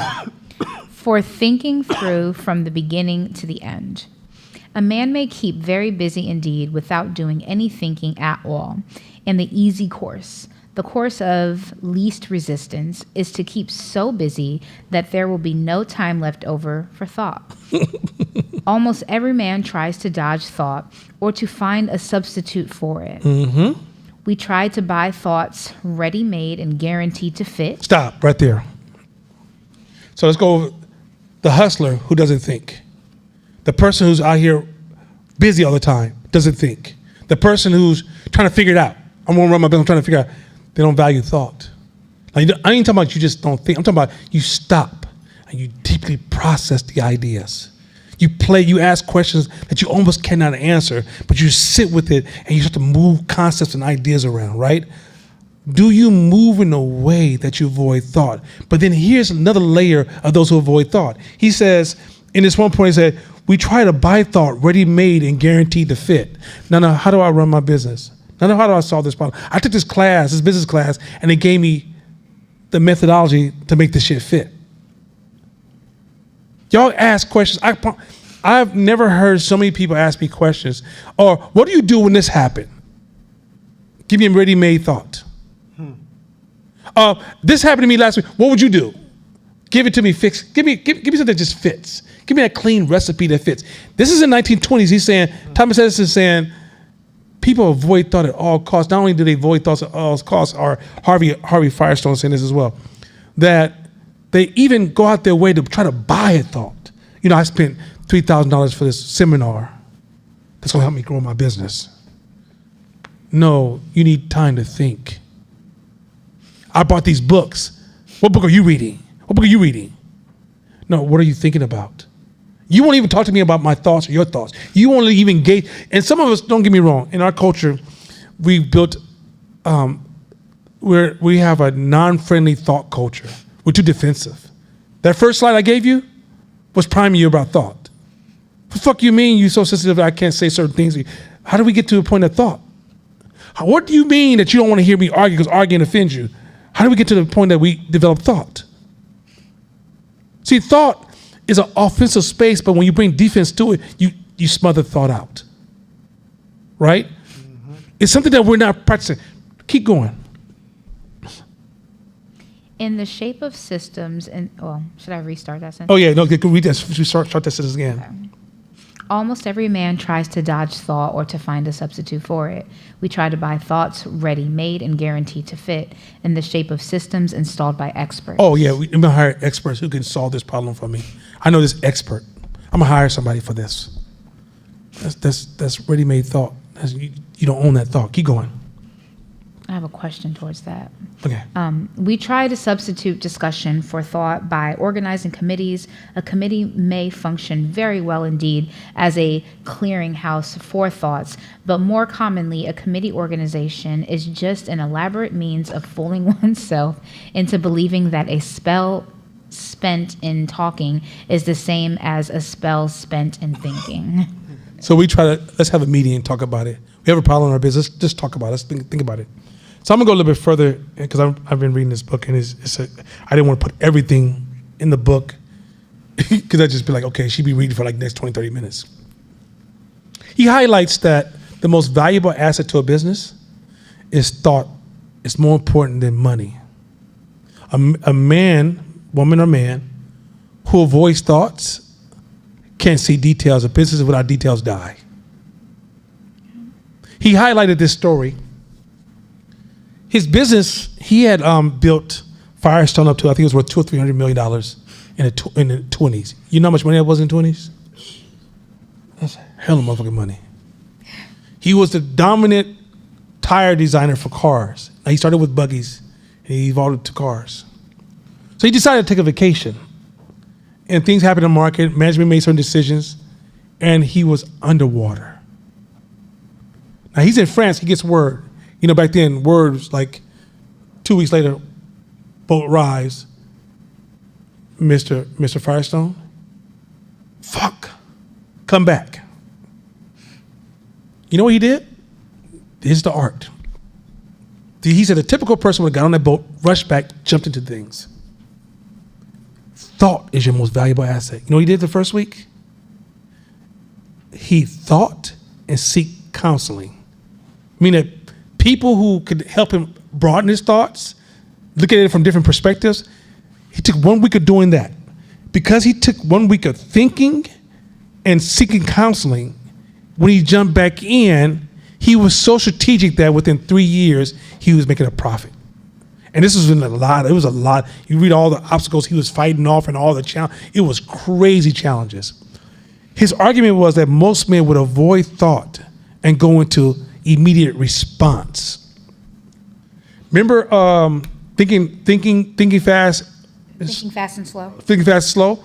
What do you say when you have a real problem? What do he tell you to do? He said, go sleep on it. Why? Because he says, what he's arguing is, what we've proven is that if you don't think, quite often you will spend more money. First of all, you'll take huge losses from being reactionary. And then you have to spend a lot of money from the mistakes you made, as well as you don't even know how many mistakes you made. Even, let's say the problem could have took 3 months to solve, but it took you 1 year to solve because the decisions you made from being reactionary extended the time. Thought is so undervalued in business. Remember I said the game gets harder? That means your thought skills have to go up. Let me tell you another story he told. He said Henry Ford didn't have an office at the Ford building at all. Henry Ford knew nothing about the details. He knew about everything was going on, but none of the details. Henry Ford would not allow you to invite him to any event or anybody to steal his time. His time was his most valuable asset. This is code. His time was his most valuable asset. He said Henry Ford was often coined with the ability to solve problems extremely fast.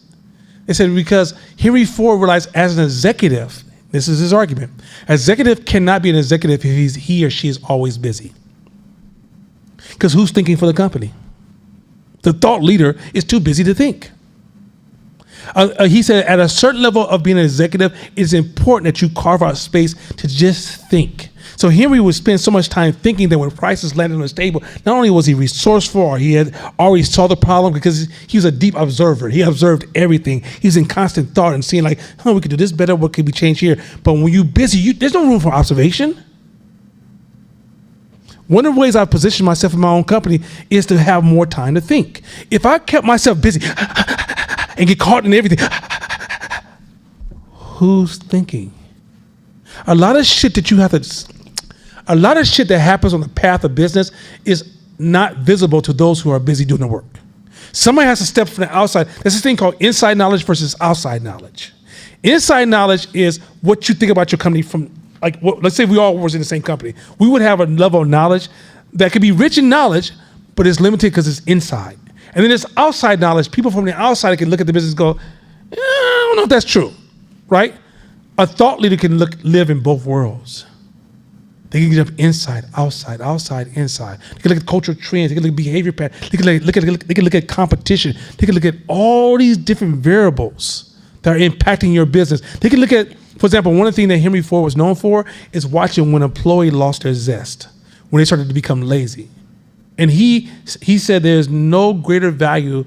He said there's no cost that's too high to get rid of employee or managers that is lazy.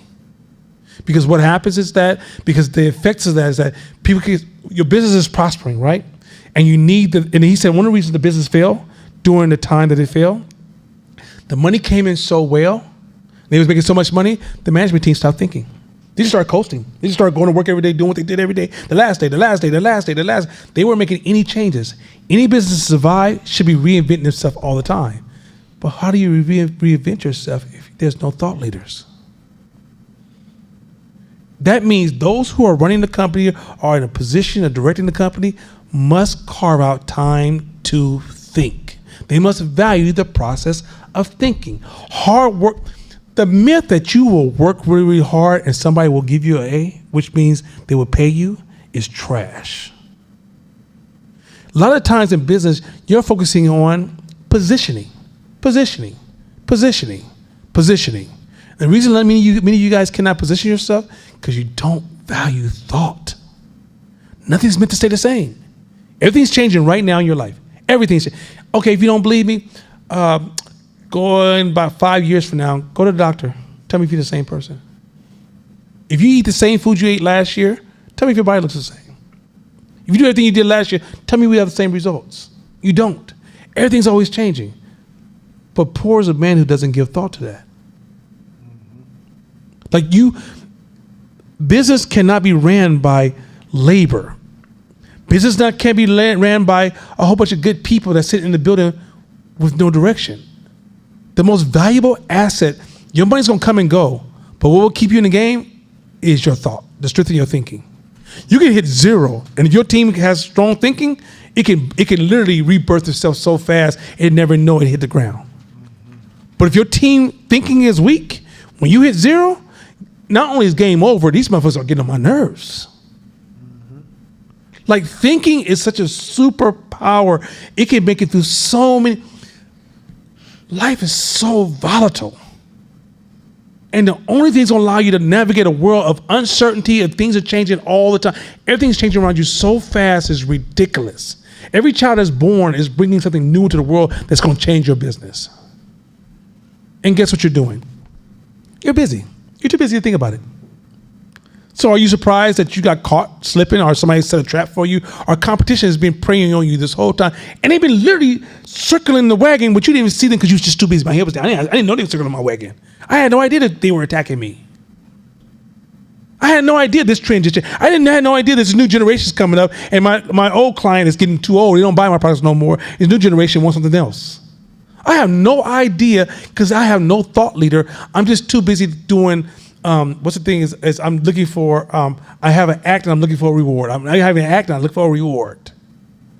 Now I realize that's not business. So the most valuable asset you have in business is thought.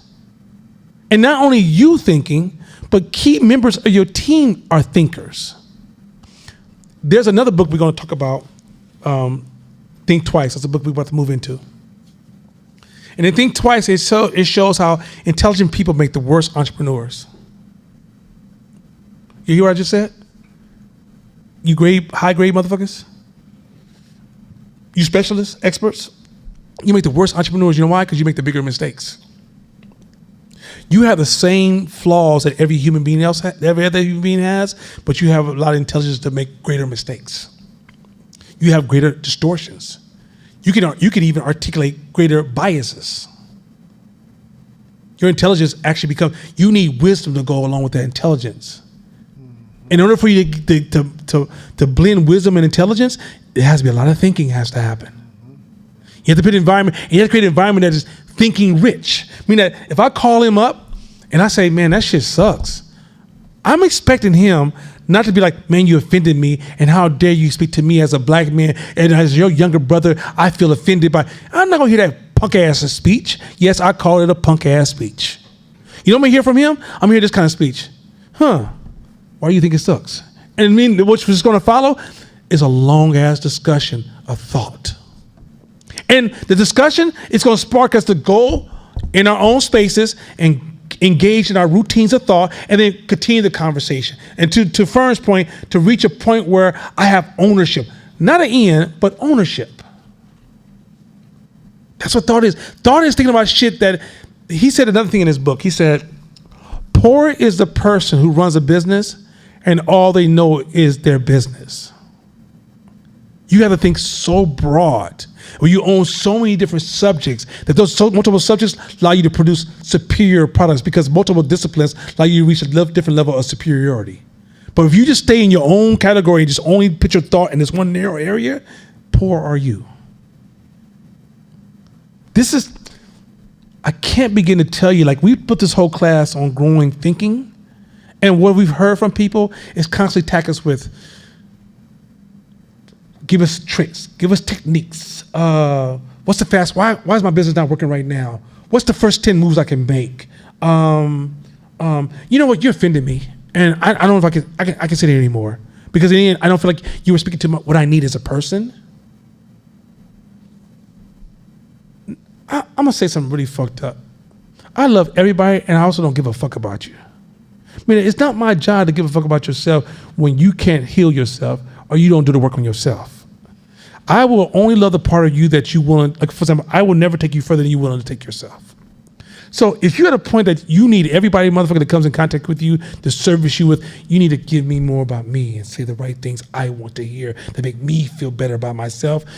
Damn is your life. I'm not here for you.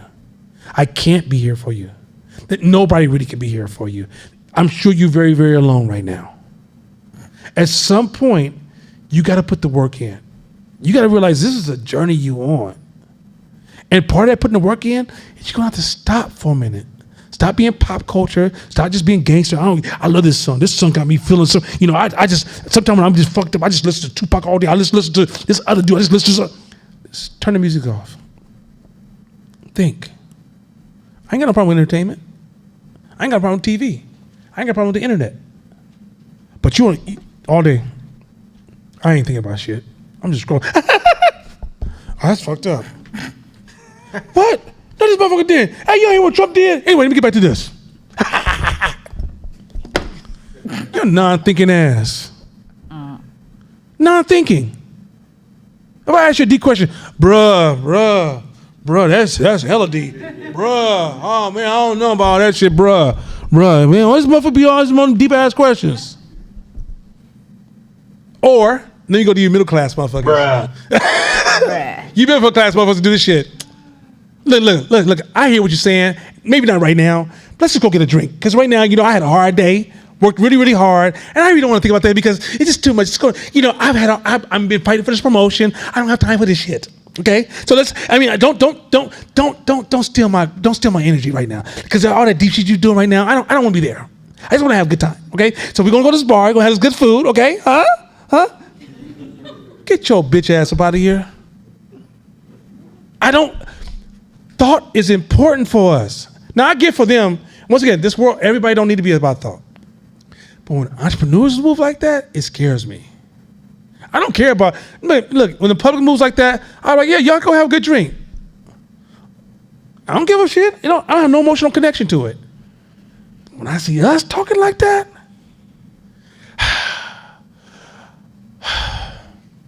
I don't know if I can think right now because I've used up all my resources because it was such a rough day.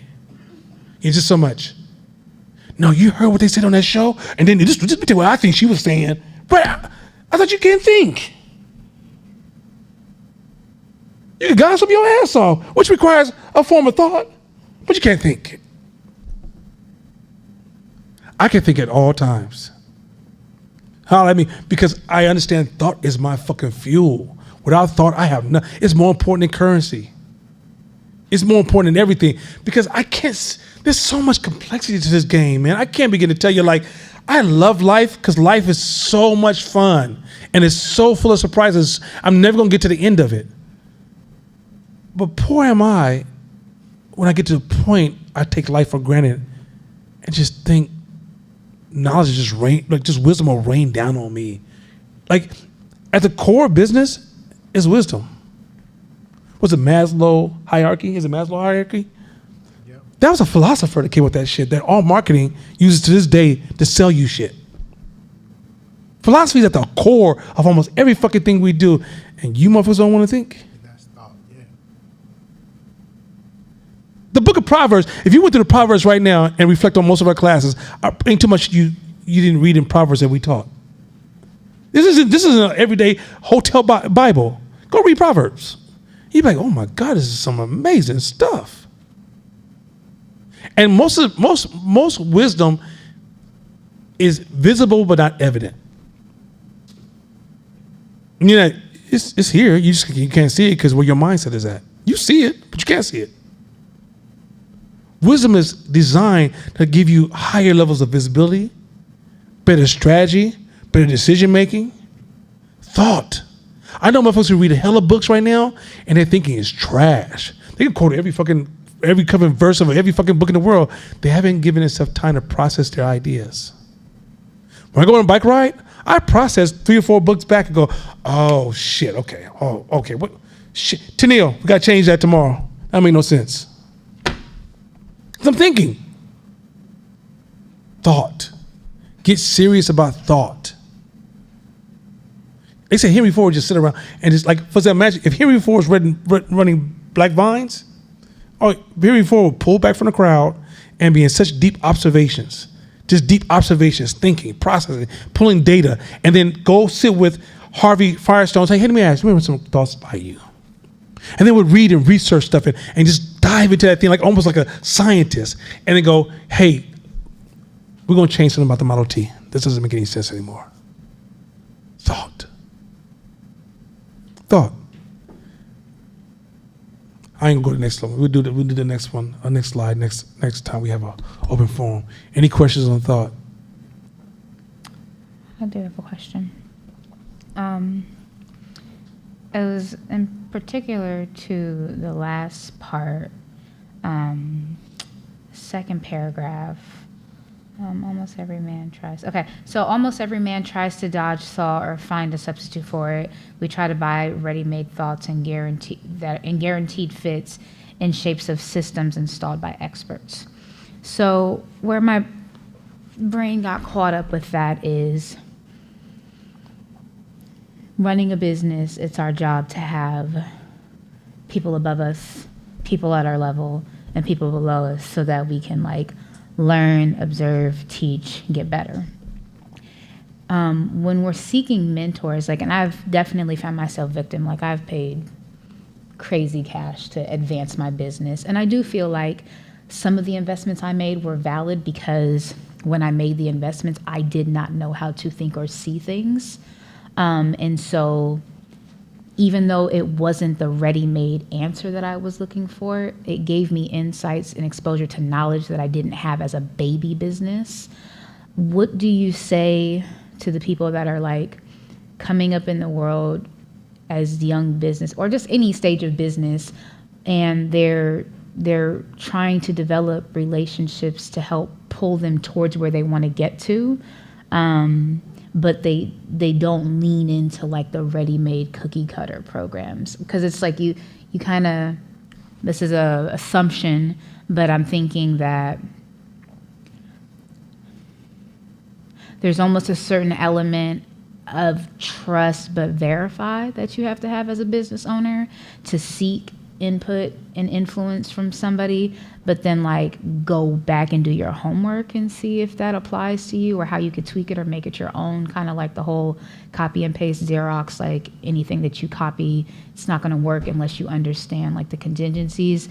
But what are your thoughts on that in relevance to this? There is no substitute, even for a new person. Okay, you got lucky that somebody gave you game that you used and it worked. That's luck.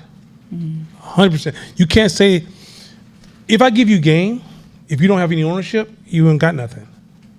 That's where the thought comes in, give you ownership, right? How does it fit for your business? If I call Court and be like, hey, Court, you selling clothes, right? Yeah. You know the principle of selling clothes is A, B, and C. He's a fool if he changes his company tomorrow because I just said A, B, and C.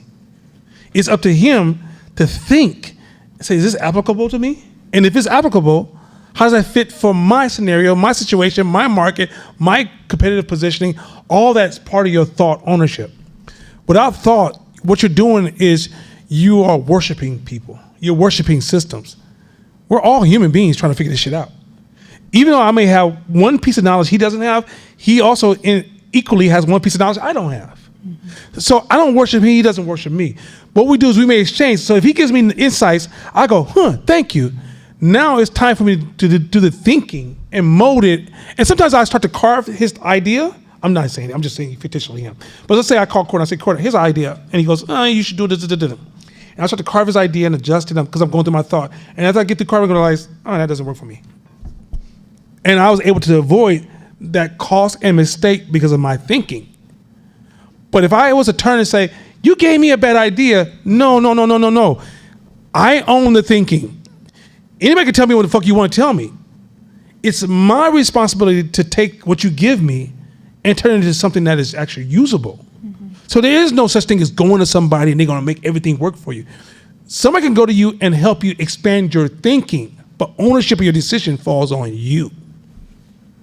Because none of us are starting from, there is no, I'm starting a clothing business, so we all start here, and then we go here, and then we all go here, and then we all land here, and then those who work the hardest will eventually get here. No, we all start off saying, I got some clothes, and shit goes wild.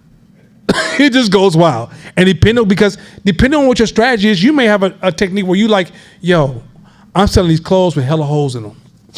Now y'all threw this shit away, but I'm washing them, cutting holes into them, putting a story behind them, and that's my business. And the person be like, what the fuck? And another person be like, yo, I'm selling clothes. That shit gonna last you about 2 weeks. And that's good. That's a strategy. And another person might say, I'm selling clothes you can pass on your kids. That's another strategy. All three of those have such rich different strategies, they can't even go to the same manufacturer, same vendors. So you gotta know, like, you gotta own that shit. And this whole idea that hard work and super discipline and stay up all night, sometimes you need to stay up all night, but that should not be your diet. Be very clear, it cannot be your diet. Some days you have to work really, really hard, but it cannot be your diet. But if your diet is, I work hard all the time, I stay up all night all the time, you're on your way to failure soon. You have to say to yourself, when do I carve out time to think? And carving out time to think can't be attending to everybody. Sometimes I tell my family, I told my family, leave me the fuck alone, please. I'm thinking. And it doesn't look respectable to people on the outside. It looks like them, like you just saying, leave me the fuck alone. I'm thinking, leave me the fuck alone. That's what it looks like. Because it doesn't look like you, for people who are busy working, it's hard for them to respect that. So sometimes I put on headphones where I can't even hear nobody talking in my house. And I just start working on something that is so mindless, if I had to think, it would hurt my feelings. I mean, if I wasn't thinking, I had to focus on what I was doing, it would hurt my feelings. So I know that, okay, I can wash this dish, and I can go to a deep thought. I can go to the backyard and wash my Harley, which doesn't even need to be washed. I promise you, it's so funny. I'm really thinking. When I'm cycling, I'm thinking. Sometimes I just go take off, and I get somewhere and I go sit down, I'm just thinking. And I'm solving hella problems. And guess who will get a phone call? Tennille? Mashama? Hey, I got this idea. Hey, I even called Scott last week. Scott, send me that report you already submitted that it's already passed, we already get paid for. I want to redesign that, share some thoughts. That's called ring. You have to always be thinking about what you want to be next. What's next year going to be like? What's next 2 years going to be like? If somebody's not owning that conversation, you will fool yourself to thinking that if I work hard, the world will just reward me. There's this spiritual being that told everybody else, fuck all y'all who works just as hard as I do, who just got just as many families or just as moral as I am. Whatever this God that you believe in said, everybody who came before you and after you doesn't matter. Only you, only you. And because you're the only person that matters in my life, I'm going to reward you with success. So just work hard. Just work hard, and I will bless you. This is how people move. People are not moving like, no, in order for me to compete with everybody around me, I got to outthink this shit. Go ahead. I think there's another point to that, and I'm just tripping off the fact that Mr. Firestone, who makes tires, Mr. Edison, who created a light, and Mr. Ford, who built the cars, are all sitting up together, collaborating, and literally all working together to continue collectively to push this whole automobile, and then everything is just going back into everything else that they are creating on these other ends. So in addition to the thought, I think it's the collaboration and the ability to find the geniuses in the spaces that are the opposite verticals, or that can, help with within your verticals to do things that you never even thought was possible. So it was just a trip. I'm literally sitting up here like, Thomas Edison, Firestone, and Ford, that's literally everything you need to make a car go. That shit is wild. Like, I don't know. That shit really They had a camping trip they would take every year, similar to our retreat. And in a camping trip, they would play this game called Ask Questions. and they will see who could not answer the most questions, right? They said Thomas Jefferson, they could not ask him a question he could not answer. But they would, and also too, study the Jewish culture. Jewish culture teaches, they encourage arguing. It's part of their culture, part of their religion. They encourage arguing, right? One of the reasons the Jewish culture is less than 2% of the world, but they own 40% of the Nobel Peace Prizes, right? Black people, we don't like arguing. We're not creating a culture that is allowing us to brew our greatness, because our greatness requires us to depend and have a relationship with each other. We're gonna have to start working on our ability to have, like when you run there, one of the reasons we don't invite a lot of people on our retreat, Pastor Chris tell you, Mashama tell you, Corda tell you, because we don't want to destroy this chemistry we have. So when we invite somebody, I have to call the guys like, hey, I want to invite this person. If they say no, then this conversation's over. Because we want to keep a chemistry where we can have disagreements, arguments, and we're laughing and joking and we're excited and we want to, hey, did you record that? Because I need to take that data back to my office. And you were getting beat up the whole time. Me, him, all of us getting beat up the whole time in the conversation. And we are so excited about the conversation because it enhanced our thinking that we're going to know that we're going to take this data of this conversation and generate a thought that's going to move us somewhere. That's just powerful, man. And yet, we're in this culture where, oh, you thinking too much. You too analytical. Oh, you too deep. Fuck you talk. You doing too much. Oh my God, you doing too much. Thought is the most valuable asset you have in business. If you don't have a rhythm of practicing thought, you will be manipulated. You'll be fooled by pop books. Will sound so good to you. Pop books are designed for people who don't think.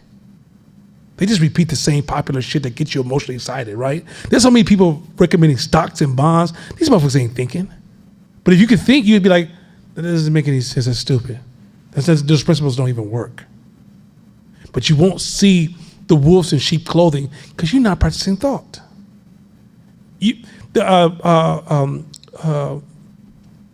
What's the dude, the richest dude? What's his name?